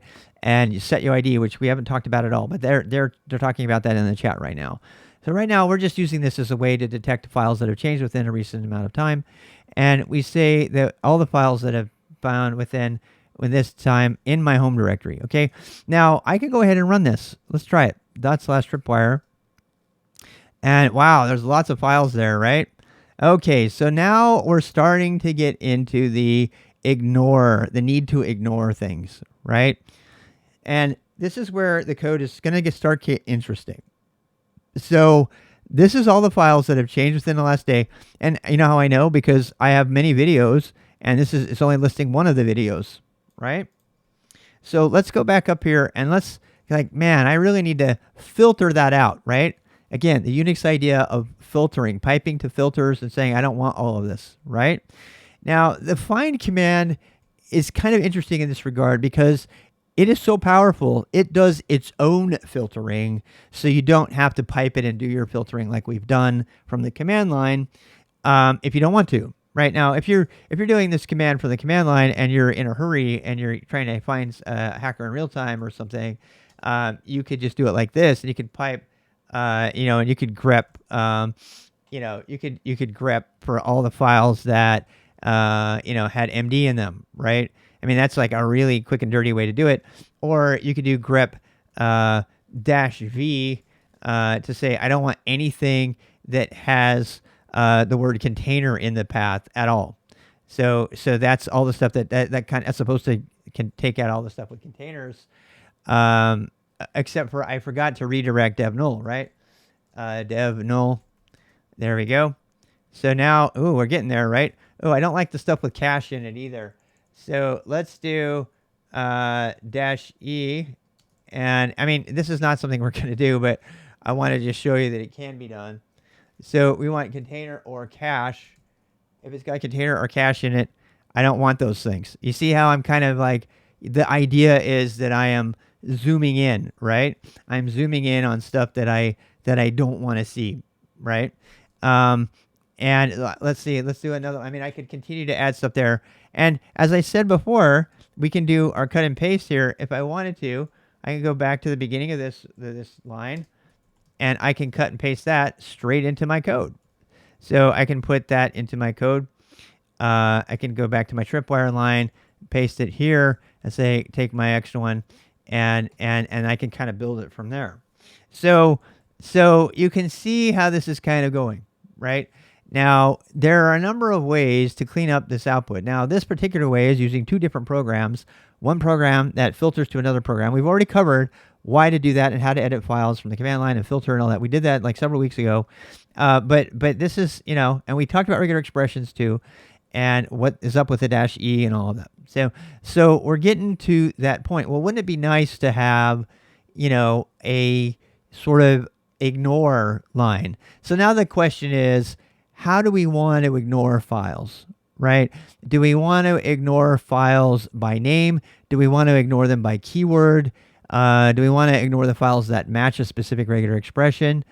Well, the most powerful form of this is going to be using a regular expression. And, when I cover regular expressions in the beginner boost, I always question myself and like, is there a legitimate beginner need to learn regular expressions? And I really believe there is. And this is one of those examples. Using a regular expression combined with grep or sed or awk is one of the most powerful, if not the most powerful things you can do on the command line. So why learn a command line if you're not going to learn the most powerful thing you can do on the command line? And so that would be one of the ways to go about doing it. So then we go. So now it's like, well, God, what if I want to make this so that I want this, because it's going to be kind of messy, right? So, what if we made, I mean, because I'm going to be adding a lot of things here, right? It's going to get kind of big. So let's use a variable, okay? Let's add a variable. And instead of this being a to-do, I'm going to change it to just being a comment in my code, right? And if you want to, you can use the comment indented and stuff. I'm a fan of it, So it helps you get back. Regex1 is great. Thank you for that. Okay, and the follow with you. Thanks for the follow. So here we go. So now we got this regex, right? But I kind of want this part of my code to be someplace else. So then we're going to use something called a variable. If you've done any math at all, functions, you know what variables are, right? F of x equals 2x plus 3, right? X is a variable. That means it changes. And as it changes, the graph changes, right? I found that people who have been through mathematics, particularly algebra, linear algebra, already understand the idea of a function and variables. So when I use terms like constants and variables and things like that, they already know what we're talking about, but it's important that I mention that. So we're going to change this here to be a variable. Now, by variable is kind of a stretch here because it's not going to change. It's still hard-coded in our code, right? If it were a true variable, it would be something we could change on the command line every time we ran it. But in this case, we don't really care to do that. We just want to clean up our code and make it exist someplace else. So we're going to add a variable. Now, this is one of those cases where there's diversion of opinion. So the traditional style for shellcode is to make all variables uppercase. And so we would say filter, right? We would say, or whatever we want to name it, right? And by the way, when you define a variable, there is no space. If you're coming from another language, container or cache, if you're coming from another language, there is no such thing as a variable that has spaces. This is a very peculiar thing about shell. I always, pause when I teach shell as a first language because the syntax is pretty arcane. It's pretty old, but you're using it anyway, so you might as well learn it. And by the way, if you learn how to code in shell first and you go to Python or something else, you'll be like, oh my God, the syntax is so much easier to understand. But you'll have done it this way first, so you know how. So this is already telling me an error. It's saying you got to remove the space there. You can't have spaces. And so I'm going to take the space out, and it's giving me a warning now. It's like, did you really want that space there? So I'm going to get rid of that space. And so this is where I'm going to differ.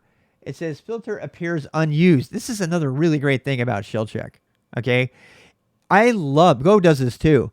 I love that this says that I have code that's not being used. One of the biggest pain in the butts for maintaining code is code that other people have written, and then they've updated the code and they've left, code up above that doesn't get used anywhere. It's like old scar tissue, it just keeps festering and it bloats the code unnecessarily. So if you're running shellcheck, you see right away that it's not being used. Well, oh yeah, that's right. I need to use it. How do you use it? How do you substitute a variable? Well, you put it right here, right?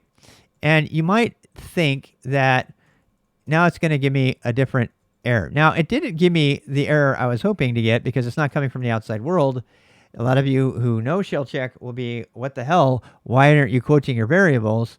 And by the way, if you're going to use the Google style guidelines, the Google style guidelines insist that you put brackets around every single variable. I think that's overkill. I do not, however, think that double quotes are overkill. By the way, why are single quotes not what you want? All right, so now is the time to talk about quoting really quickly. So quoting, as you can see here, right, a single quote does not expand anything inside of it, for the most part. There's something special you can do to put a single quote in there, but for the most part, in shell, every language is different, but in shell, a single quote is not the same as a double quote. And by the way, that's not a backtick, right? Backtick is under the tilde. We're talking about a quote. It's actually a prime. Double quote and single quote are actually prime and double prime. They're not really quotation marks, but, So here we say, I'm using singles here because I don't necessarily want any substitution going on here, right? But down here when I do it, instead of grepping for container and cache regular expression, it will grep for $filter because it's not doing the replacement. All right, so we want to put the replacement in here, and you can see the colors change. I'm still a huge fan of syntax highlighting for that reason because it does kind of show you what's going on. And we're going to change one other thing. All right, I absolutely detest the use of capital variable names unless they're coming from the outside world. In other words, unless they're environment variables. All right, so you throw stones at me if you want. I hate it. I hate overuse of capitalized variable names. I've always hated it, and instead, I think it's a very powerful way to separate variables. I mean, the people would used to say it's capital because it's global, and we'll get into that later. But I like to look when I see a capital. I want to know that that's coming from outside of my program. And there's a lot of that, right? If you want to see some of it, just do env and pipe that to more. Okay? Here are all of the environment variables. God, that's really dangerous to do. And if you put tokens in your environment variables, sucks to be you. I'm really glad I don't have any. I would have just doxed myself big time. People who put passwords and tokens in their environment variables are idiots, in my opinion. I mean, you can do it. You're probably a wonderful person, but you're an idiot if you do that. You're not an idiot, okay? I think you should put the lowercase. I also believe that makes it easier to read. I just think it's easier. So now we've learned a lot of things here, right? So we've got our find command. We've got our pipe. You already know about pipes. and and now we've got, variables, and we've got a quoted variable. Even though shell check doesn't require this to be quoted, which is somewhat surprising to old school people, right? Because you've been drummed into your head that thou shalt always quote your variables, right? That's like one of the things that they drum into your head over and over to make sure you write secure shell code. And if you want to know why that's insecure, go to any of the shell injection, challenges anywhere on any security site, and you will see why. You can do some very interesting things with shell injection. So, how do you handle tokens? I put tokens in files where they belong. Because they're not dumped out on an environment. The environment variables are not secure on AIX and several other Unix systems. They are shared with every user on the system, just like command line arguments. And that is not true for Linux as of for the last 10 years, but it is true for existing versions of Unix for some time. Some programs, I know the programs that require tokens and environment variables are absolutely brain dead, and that includes all of the cloud native ones. By the way, do you know how to get around that? If some brain dead stupid program requires environment variables to have passwords in it, how do you get around it? How do you get around it? I have had to get around it many times. You're gonna know how after we finish here, but I'll tell you a spoiler. Set the environment variable in a script and have the script read it from a file. Yeah, or wrap the program that you're going to use in a script, and have that script read the environment variable from a file, or have the environment variable read from a file. I think environment I think if for no other reason than dumping them on a stream or on a broadcast, or you could be randomly looking at your environment, on a conference call, and you could be dumping your private tokens for GitHub. I would rather not do that. If you think that's fine, great. Go about your business of mediocrity. I don't care. I don't think that it's a valuable thing. I have had extensive arguments with people that I highly respect at work, and they still think it's fine. And I'm like, okay, fine. We'll agree to disagree. I think you're an amazing person, but I think on this particular point, you're being an idiot. And you shouldn't do it. You should default to putting all of your stuff into files. And if there's one stupid thing that the cloud native world has done and the containerized world has done, it's forced the use of of environment variables for containers. And the reason they think it's okay to do that is because containers are usually, not multi-user systems. They're running in their own thing, and they have to figure out a way to get stuff into there, and they don't want to mount a PPC. And so they decided to use environment variables to pass tokens of data in that kind of case. If you're going to use environment variables to pass tokens, and it's a containerized application, I would give that a pass, mostly because that's the only way to do it. I think it's really stupid, but you should probably be putting in a config map or pulling that down, but what does a config map end up, Config maps can end up as files, they can end up environment variables. I am not a fan of propagating the idea that the environment is a safe place to put tokens and secrets. It never has been, and it might be more safe now than it's ever been before, but it still is not safe. There, I'm done. Shall go on an ephemeral file. All right, so yeah, G-Cloud, Firebase, Jira. No, they're all idiots. They are totally idiots. Yeah, the G-Cloud credentials.db. How do you manage such tokens across systems? Well, that's where you start to use an encrypted thing, or you put them in Vault or something. We're not going to get into. Are you talking about your tokens? You're talking about personal management of like SSH tokens and stuff. I tell you what, I'm going to put you up on that, because I do that, right? The way to do that is to have, in my opinion, is to have a dot files that is different from your personal. And so you put all your tokens and everything in either a locally mounted Git repo, which is one of the things that I do, or you just get new tokens every time and you store them on your local system only. Yeah, Vault is the one that you should be using. That's the one that we're using at work. Secrets management is out of the scope for most beginners. I don't want to terrify beginners here. Just trust me when I say two things. As a beginner, okay? As a beginner, if you just want to err on the side of caution, never put a secret in an environment variable, and definitely never put a secret of any kind in a command line argument. Now, we haven't done command line arguments yet, but never, ever, ever put a secret in a command line argument. And I can name 10 applications right now that will take the password, your password, as a command line argument, which lands in your history file, which anybody can read at any time, depending on how much access they have. I mean, it's just a horrible, horrible thing to do. And the fact that applications even allow it, to me, says how stupid the application teams are. But it doesn't matter. It doesn't matter.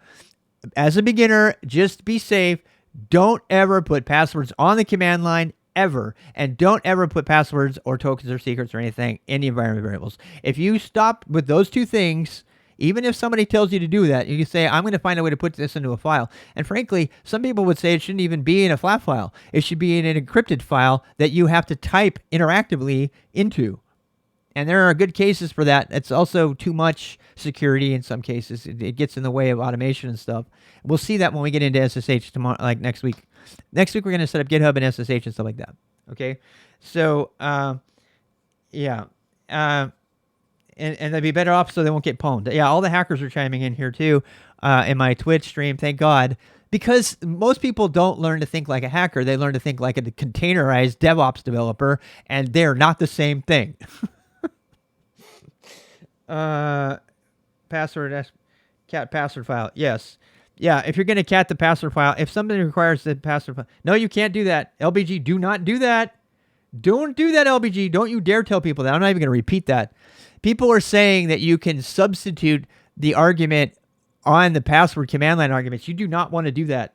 I'm telling you, don't do that, because you can go into /proc and look up all the command line arguments. Anybody on the system can go look at every argument. So if it resolved before it got ran, that means it's now saved in /proc and anybody can go see it. You don't even need that. You can just do ps-aef and you can see all the arguments for every program that was ever run. And I can read your password off of the multi-user system. Please, please, please trust me on this one, okay? Do not put your passwords on the command line ever. Not even if they're in a file and then you're going to creatively cat them onto the argument command line, because by the time that program runs, that password is still an argument on the command line and will still show up to the entire world that's on that system. So, and I know we don't live in a world of multi-user systems anymore, but I don't care. It's still a bad practice. All right? Pwn Festival. Yeah. Pwn Festival, if you do that, absolutely. Shell expands and adds to the command line argument. So the hackers are shutting down the really bad suggestions in the chat. Thank God. Thank you for being here, hackers. Can I just say? Thank you, hackers, for being here and keeping everybody's feet on the ground, because these other developers, they make these mistakes all the time, and they're the ones responsible. I think you should learn to be a developer with a hacker mindset. And if you're not doing that, you're going to do stupid things like prompt for passwords on the command line, right? Or stuff like that. And not prompt, but, require them. They don't know because they didn't grow up with security in mind. And I did, and a lot of other people did. And I think growing up with security in mind is a good thing, because it means you're going to make good software instead of crap. All right, I'm done. Okay, so we are almost done here. This is a very basic version of Tripwire, right? So what else do we need here? You want to push your email password to GitHub. People have all done it. We've all done it. Know how to recover from that, right? All right, so right here, this is the idea. Okay, the idea is that we only want certain things, right? Or we want to eliminate certain things, right? Now, we could have kind of like an include filter. How about that? What if we did this? What if we said exclude? How about we change this variable name to exclude? And we change this one to include. How about that? How about that? Now, we can do this with all kinds of grep commands. I'm going to do it the kind of messy way, but then we'll do it with a not so messy way. Okay? And we'll make an inclusion. We don't have an include variable, so let's add that. We're going to include, what should we do? Should we include, let's only include things that have /home. Let's actually make, let's make another variable. We're going crazy with the variables. Root directory, the root directory. Let's make the root directory, /. Yeah. All right. So, and we're going to put that here. Oh, what'd I do? All right, here we go. Root dir, right? And now it's getting kind of messy, right? We're going off the page here. you know what? I'm going to show you one other thing. So I know this is messy, but wouldn't it be great if we could put each one of these commands on its own line? Well, you can.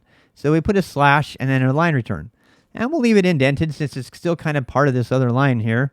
All right, but let's do another one here. Slash. Now, it has to be immediately followed. One of the reasons my vimrc, you see how that my vimrc colors that as red and it shows the empty space after that?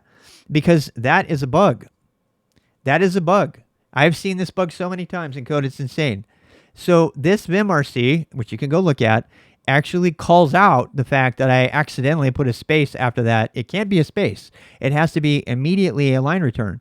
So I have to delete that space, and now my shell check caught it for me as well as my colorizer. So now I have this rather complicated line that is kind of divided up, right?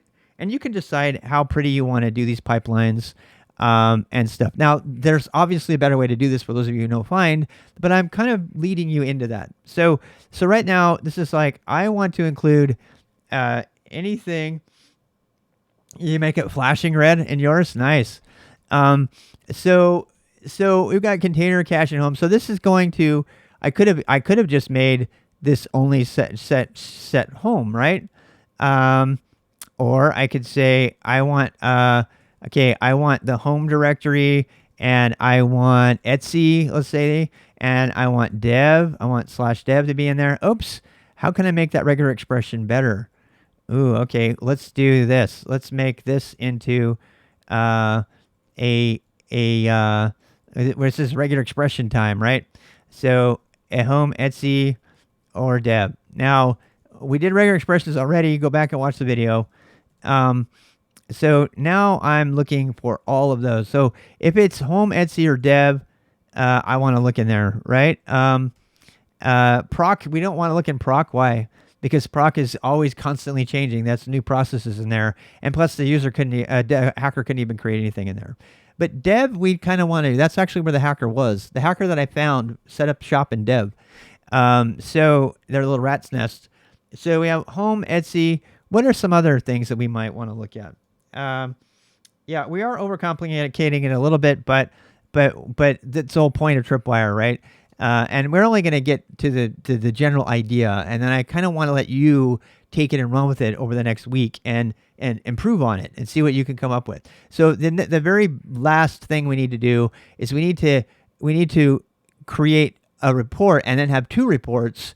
And if something shows up from the last time, we want to ignore it. So we only want to see the things that have changed within a given amount of time, or since a file has been run. But we kind of have that already, right? We already kind of have that, right? So let's try it again here. I'll run my tripwire. What is it going to give me? Wow, look at all those devices. Oh, okay. So apparently dev memory, we want to add dev memory to the exclusion list, right? Do we want to add, what do we want to do here? What other things do we want to exclude? Do we want to exclude var app com.obs project? How about that? I mean, they might set up something in there, I guess. How could we do that? How could we do that? I wonder if these are the same amount, the same space. How could we do that? We need to eliminate these caches. We need these plugin config OBS browser code cache. I don't want to do that though, because then somebody could set up in there, you know? We need to get very precise. This is probably the most precise you're going to see me get. All right. So let's make a regular expression that matches that. Okay. And I know, I mean, some of you will think that we're going too far on this, but I don't think so. So what do we want to exclude? We want to exclude something that has that. Okay, so how can I say that? What is that? How many characters is that? Anybody know? Let's try it. So one, let's say, I mean, if we wanted to get really, really easy with it, we could say, if it has a slash in front of it, and then it has those are hexadecimal numbers. So A to F or 0 through 9. And how many of those? So if we have, I mean, we could count them. Is it 16 exactly? Is it 16? Okay, so we can have 16 of those. I mean, and then we have an underscore and then a 0, right? So, you know, some people are saying don't overcomplicate it, but you're gonna want to complicate this a little bit, right? Because you're gonna want to tweak it and have fun with it and stuff, right? Okay, so we definitely don't want dev devices memory. No, in fact, you know what? I'm gonna put that full path in here. Yeah, I'm gonna put the full path to dev devices memory in here. Yeah, the studio thing didn't get ignored. You can limit the max depth. I don't want to limit max depth. No, I don't. That would not be. That would defeat the purpose. We would see stuff that wasn't there. We want to see it. So, I mean, but you can kind of modify this however you want. You get the idea. But I don't think. Let's. I'm going to say 3 or more of those A through F numbers. And I don't know why that's not skipping that. Let me see. Regular expressions are always tricky. Okay, that did it. That got it. Okay, that has directories in it now. So maybe it's time to eliminate directories. So let's go back and let's add our magic to say we only want files. Type F, right? Regular files. So we don't want those directories. So let's try that. And now we've got all of these files. And okay, so it's starting to look useful here, right? So here's some. Now this one I would want to know about. So my keyring got modified. Did I modify that or did somebody else modify that? Right? My bash history is going to get modified all the time. I can leave that out. I don't need that. But I'm going to be very explicit about this because otherwise someone could name a script bash history and that would stop it, right? So I want it to be home_rdbxrob/.bash history. That's the only one I really want to ignore. And this regular expression is going to get pretty big. There's just no denying that. Now, the cool thing about shell, this is actually one of the coolest things about shell ever, is that you can do a lot of this by just making them separate because they're automatically concatenated. So, you could do this and then you could say, okay, I want this guy here. And, you could do this here. And that should actually be fine. Yeah, I want to prove that I'm not lying here. Let me check this. Oh no, I'm doing it wrong. I know you can do this. I just don't know how. I think I'm probably gonna have to do a line return here. Actually, no. What? No. Is that gonna put a space? That might actually put a space in it. So, I don't know. Let's try it. Oh damn! I was wrong. Why not use home bash history? Yeah, you can do that. But we've got, the problem is we're not doing expansion that way. I'm trying to figure out how to do continuation. This should work. Why isn't this working? What am I doing wrong here? Somebody know? Not found. It's not doing my shell expansion properly.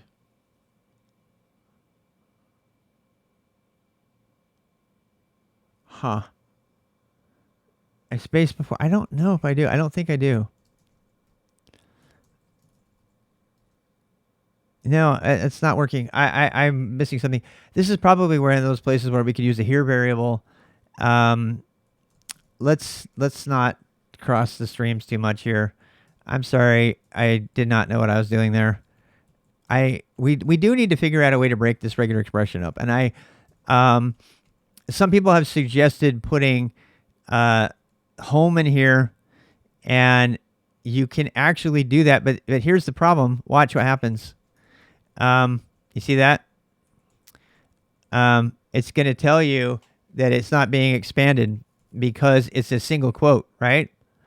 The only problem with that is that now we can't use a $ as the end of a line because now we're not, So there's a couple of things you can do here. None of them are really elegant. You could do this. I know you can do that. I've done that before. That actually does the expansion for home, and then it goes back to doing, the other stuff. Because of single quotes. So that's one way to do it. The other way would be to make it double quoted. The problem with double quotes is with this kind of thing is you're going to start to hit other stuff that's going to need to be escaped. You know what I mean? And that's not going to be fun. So like the $ itself is a regular expression thing. So, I tend, when I have to do this and I'm manufacturing these kind of things, you know what I think? I think it was the space, everybody. Yeah. I mean, it's completely ugly as sin, but I think that is valid. Yeah. I think this is valid. Yeah. I do. I think this is valid. Cat, here too, document variable.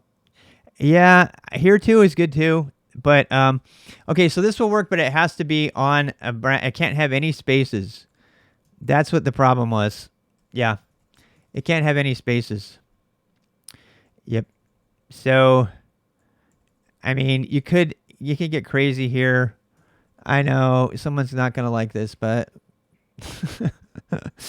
so you can't have spaces. That's what was causing the problem. Not even those initial spaces, right? I think. Let's try. Damn it! All right, I don't know what I'm doing. I don't know what I'm doing. Oh, wait. Maybe I do. Please let me know what I'm doing. Yay, it worked. Shell scripting is completely weird. Everybody's like going off on shell scripting right now. And the reason that was happening is because those spaces, those actual spaces were being used. This is still easier to read though. And now we have the answer. All right, so we have home, and then we have bash history, right? Now something else I could have done here is if I wanted to, I could just I could double quote only that one, right? So you got to be careful with those slashes at the end. So now I have home bash history, right? So that will now be ignored. X session errors, we probably want to ignore that too. We probably want to ignore Vim info. I'm not going to do all of this. I'm just going to get you started. You've already kind of got the start on this. But as you can see, you can now do a bunch of home stuff. In fact, we can put home here. And right here, we could put all of our other regular expression. That's going to want home to be quoted. Yep. All right. Wait, what's going on here? Oh. All right. So here we have bash history. We could do this. We could do what else? We could say you got bash history, you got Vim info. No, it depends. The excludes are related to whatever the root direct. Yes, they are. They are. Actually, the excludes, look, so the thing to keep in mind is the excludes can be applied to any regular expression match. If you wanted to refer to the beginning, then you need to put, in fact, if we're going to do this right, obviously, we probably need to put this in here. Yeah. We're going to need to put that. Why? Because that says the beginning of the line. So that means it has to be the beginning of the line to be home, right? Right? So that's truthful. And that should do the same thing. Whoops. What am I messing up? What am I messing up? Oh, I I forgot the end thing there. Um, so, ooh, what properties, data sets? I mean, you get the idea, right? So, you will be able to start adding your own things there, and you can get creative in what you want to save there and how. Um, and I mean, this is a pretty good report, though. I do like it. It's showing me stuff that's been updated within the last 24 hours, files only. Spotify is in there. Um, Now, I don't necessarily want to ignore everything in Spotify. I could, right? But I would rather see it than not. So the last thing, there are Chrome profiles. Chrome profiles are tough, right? Chrome is tough, right? I'm gonna shut up Google Chrome config. Yeah, I'm gonna shut Google Chrome config up too. So we have home, right? So then we could say, what was it, cache? I don't remember. Let's go see. I mean, I think you guys got enough to do with this, right? This is pretty much a finished project right here. We eliminated the stuff we didn't care about. We did that. Write those files to standard configurable location in a structured way. After Rob's Chrome. Google Chrome ad right at this very moment. But that's it. And I said it was simple. Okay. I never claimed that this was going to be a comprehensive tool, but this is the basic idea behind Tripwire. And if you actually want to, we're going to close the video here pretty soon, but if you actually want to get a more exhaustive idea about how to do this kind of thing, you can do it today by going and looking up the Tripwire product. There's a very professional product that doesn't use regular expressions. It has, it keeps a database of stuff that's changed. But, as you start to tweak this, and then the last part of this, and I think we'll probably say this for another day, is how would you automate this, right? And when we talk about process management, we'll get into that, right? What is a cron job? What is an at job? And you can run this kind of thing on your system, and you can actually, the way I used to do it, I emailed this report to myself every day. And I would go into my phone and I'd be scrolling through and I'd say, oh, nothing new here. And so about every day I would see whether there was stuff there. And I would see that, oh, what's this in dev? I mean, seriously, if you have anything show up new in dev, you should look at that right away, right? But you want to be able to, and another thing that's really great about this is it kind of gives you an implicit understanding of what different applications are doing to your system over time. So I really like, they're not in my honeypot. No, please don't. But X session errors, okay, that's another one, right? But I mean, I have a kind of a hard time adding things to the exception list because if I were a hacker, I would make an executable named .x session errors because it would be more likely to be ignored by a Tripwire. And I mean, most hackers are not even thinking about a Tripwire application at all, right? They're just going to Trojan LS and put their stuff wherever they want. Most of them will put it in dev, and you can find them pretty easy. Or more importantly, like the bots do, they will remove their rootkit and then they won't leave any residuals. Here's the thing, though. If you have a system that's in the cloud and that person wants to hack you again, either the bots, this is what the bots do, by the way. Most of the bots, they know that you have a vulnerability, and they will exploit the vulnerability to get access, and they will set up their rootkit. You should watch the S traces of this. I have video of this. And they will set up all of their little rootkit, and then they will do their work, whatever it is, denial of service attack or whatever, and then they'll delete everything. They'll delete all of their files, clean up after themselves, and go away. And then because the vulnerability still exists, the next time, the bot will just come and do the same thing all over again, and that's a little harder to catch because unless you're seeing inbound access requests on your TCP/IP dump stuff, which you should also be watching, right? You should be watching every new inbound and outbound connection. I mean, that's something, if you really, really want to harden your system, you should be doing that. But if you're not doing that, then they come on in and they set up a rootkit, they do all their work, and then they go away. And a tripwire system like this is never going to catch that. Just DD the whole system, yeah. This particular system, it's almost all the time. Oh my God, really? You had a hacker that was changing your dev null to 700. That's crazy. Never use computers again. Grep dev, yeah. So the point is that, yeah, I mean, look, hey, but you don't need to grep dev. Put it in your include list, right? If you only want to include /dev in your tripwire, put that in your include list. So then you have an include and an exclude, right? That's why most tech people retire and become farmers. Go to the cabin. So, yeah, I mean, you're not wrong. So, oh, look at that. My /dev has no changes to it. Thank God. Let's see about my Etsy. Let's try.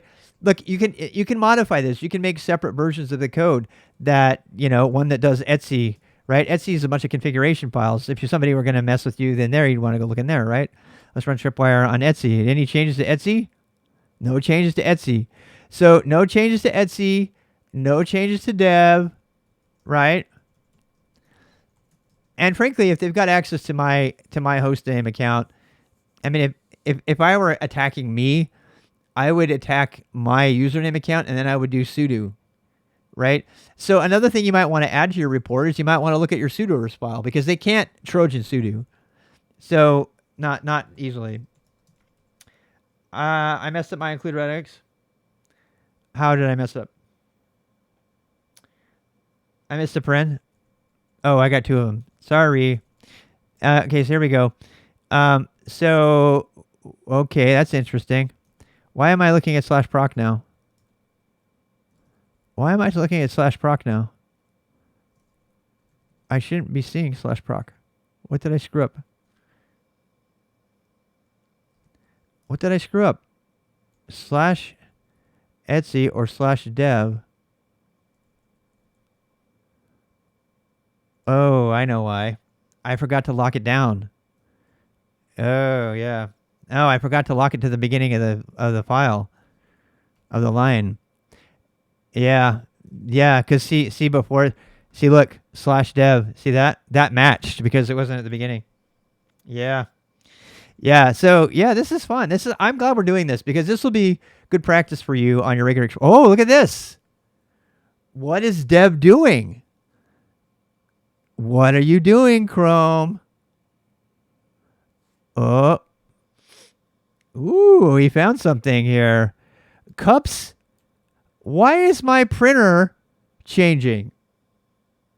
My printer subscriptions are changing. That's a great place to come in as a hacker, by the way. Hey, Dizzy. Oh, I might have to investigate that. Yeah, cross machine. Please don't hack my machine again. So I'm not aware of anybody ever hacking me on this particular. This is a new Linux machine. Please don't. I did find something though. Yeah, we got a cup subscription there. Printers destroy marriages and lives. Yeah, I don't know what changed. I kind of want to know what changed there. Yeah, I have no idea. Commodity in the world equals printer ink. So this is shared memory down here. So that's this, by the way, this is an ephemeral file system, if I remember right. Yep,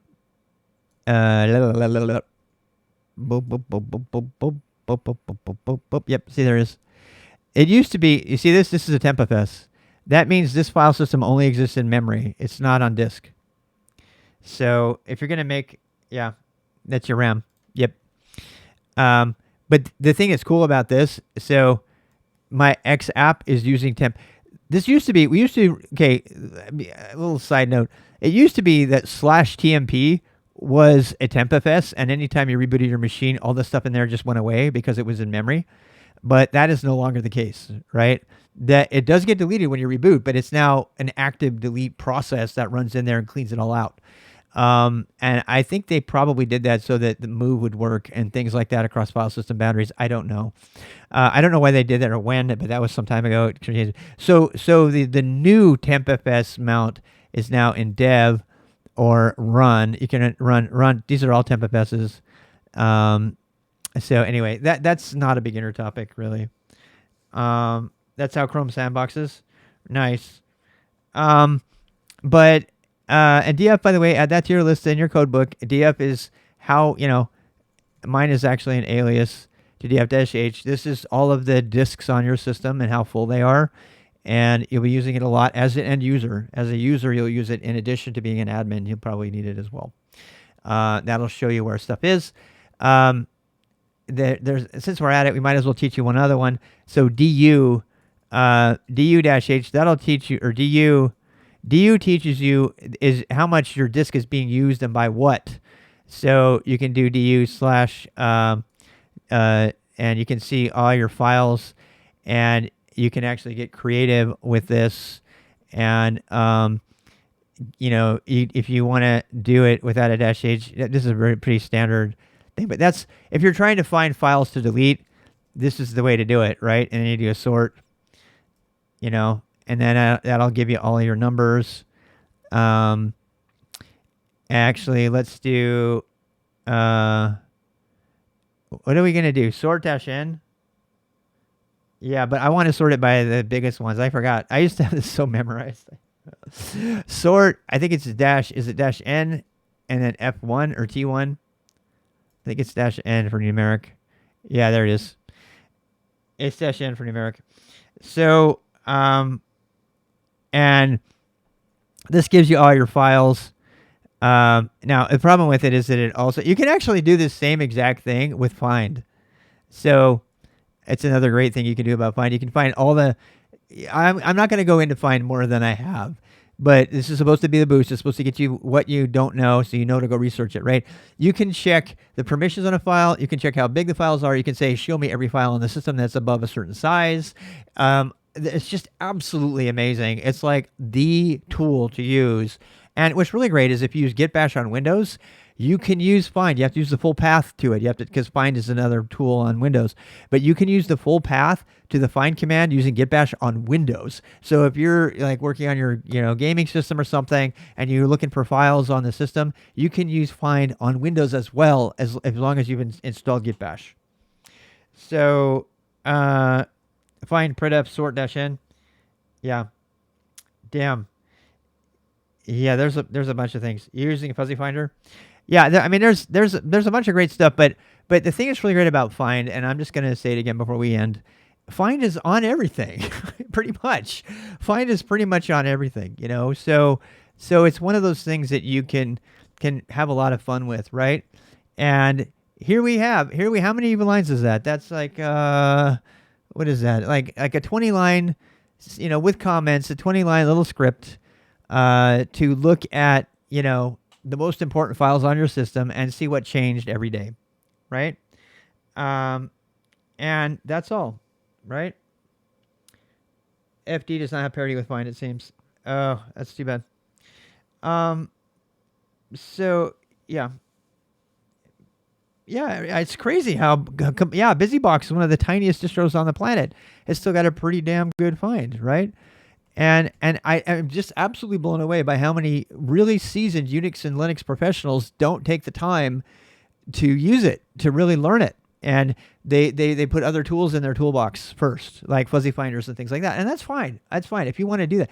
But I would strongly encourage you to learn this amazing tool. I mean, go look at how much they're charging for tripwire right now. And I just am like shaking my head. I'm like, oh my God. I could effectively write your entire application in 20 lines of shellcode with the find command. And you're charging like something like $2,000 monthly subscription for corporate enterprises. And I could just write a find command and just run it, all the time and check my email. It blows me away. It blows me away what people will pay for because they don't know what's out there. Now you do. you can at least go play with it and have some fun with it, right? A good strong knowledge of regular expressions, and yeah, and this approach of excluding and including things. Hell, we're even using grep.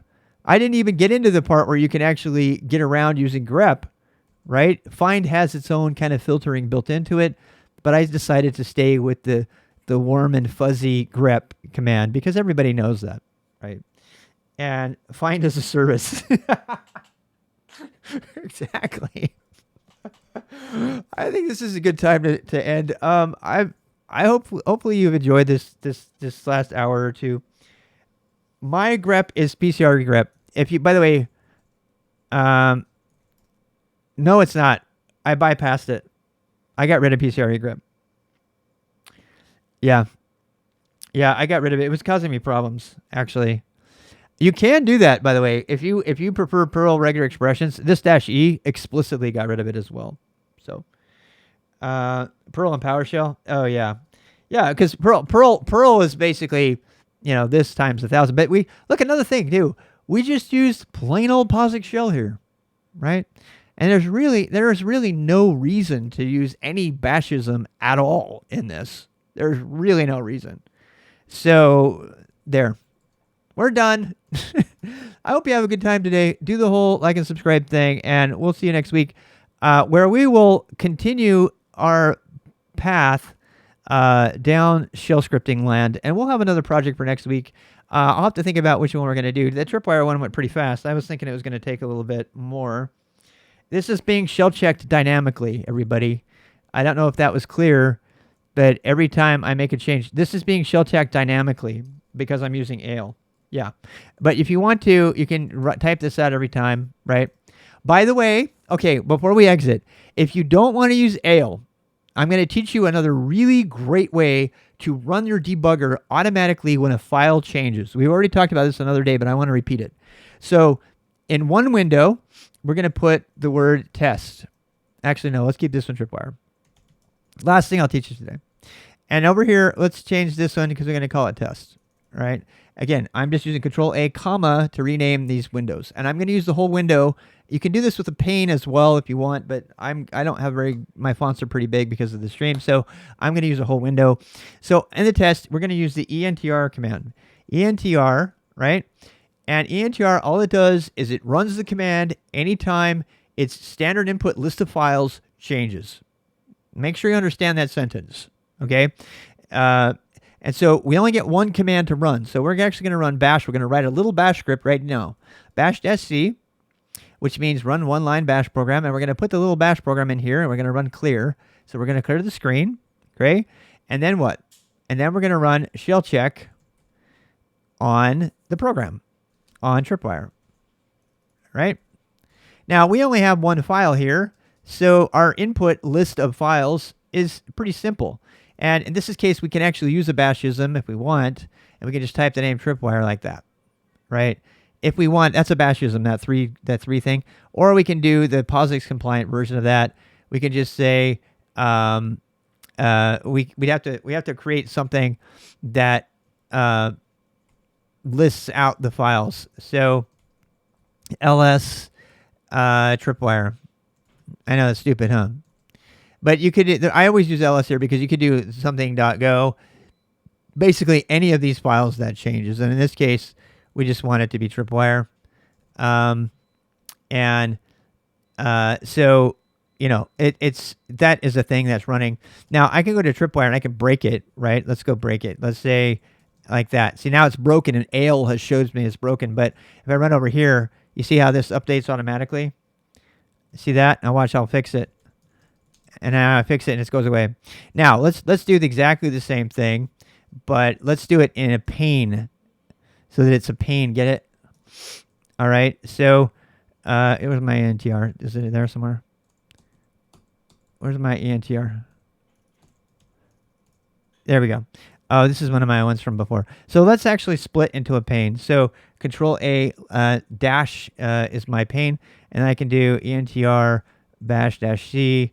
Clear, shell check tripwire, and I'm going to use my bash system because it's just easier to type tripwire. And I can run this, and now I can like minimize this, and I'll come up here, and now I can be working in real time. If I don't want to use ale, and I save that, you see it's going to give me my warning down here in dynamic real time. But yeah, so now I can, it'll actually give me my thing here. You can do a lot of really cool things with this. If I use an argument that doesn't exist, it'll give me that error. Oh, that one didn't give me an error because that's not a shell check error. Ooh. You could actually have it run the program every time if you wanted. It's gonna give you your errors. So that's the last thing I'll show you. Now I'm getting all of that for free with Ale, so that's I don't need it. Ale added that kind of surprisingly when I added Ale. It detects shell check on the system and does it for you, which is just phenomenally cool. Yes, that's all I have. All right, we'll talk to you next week.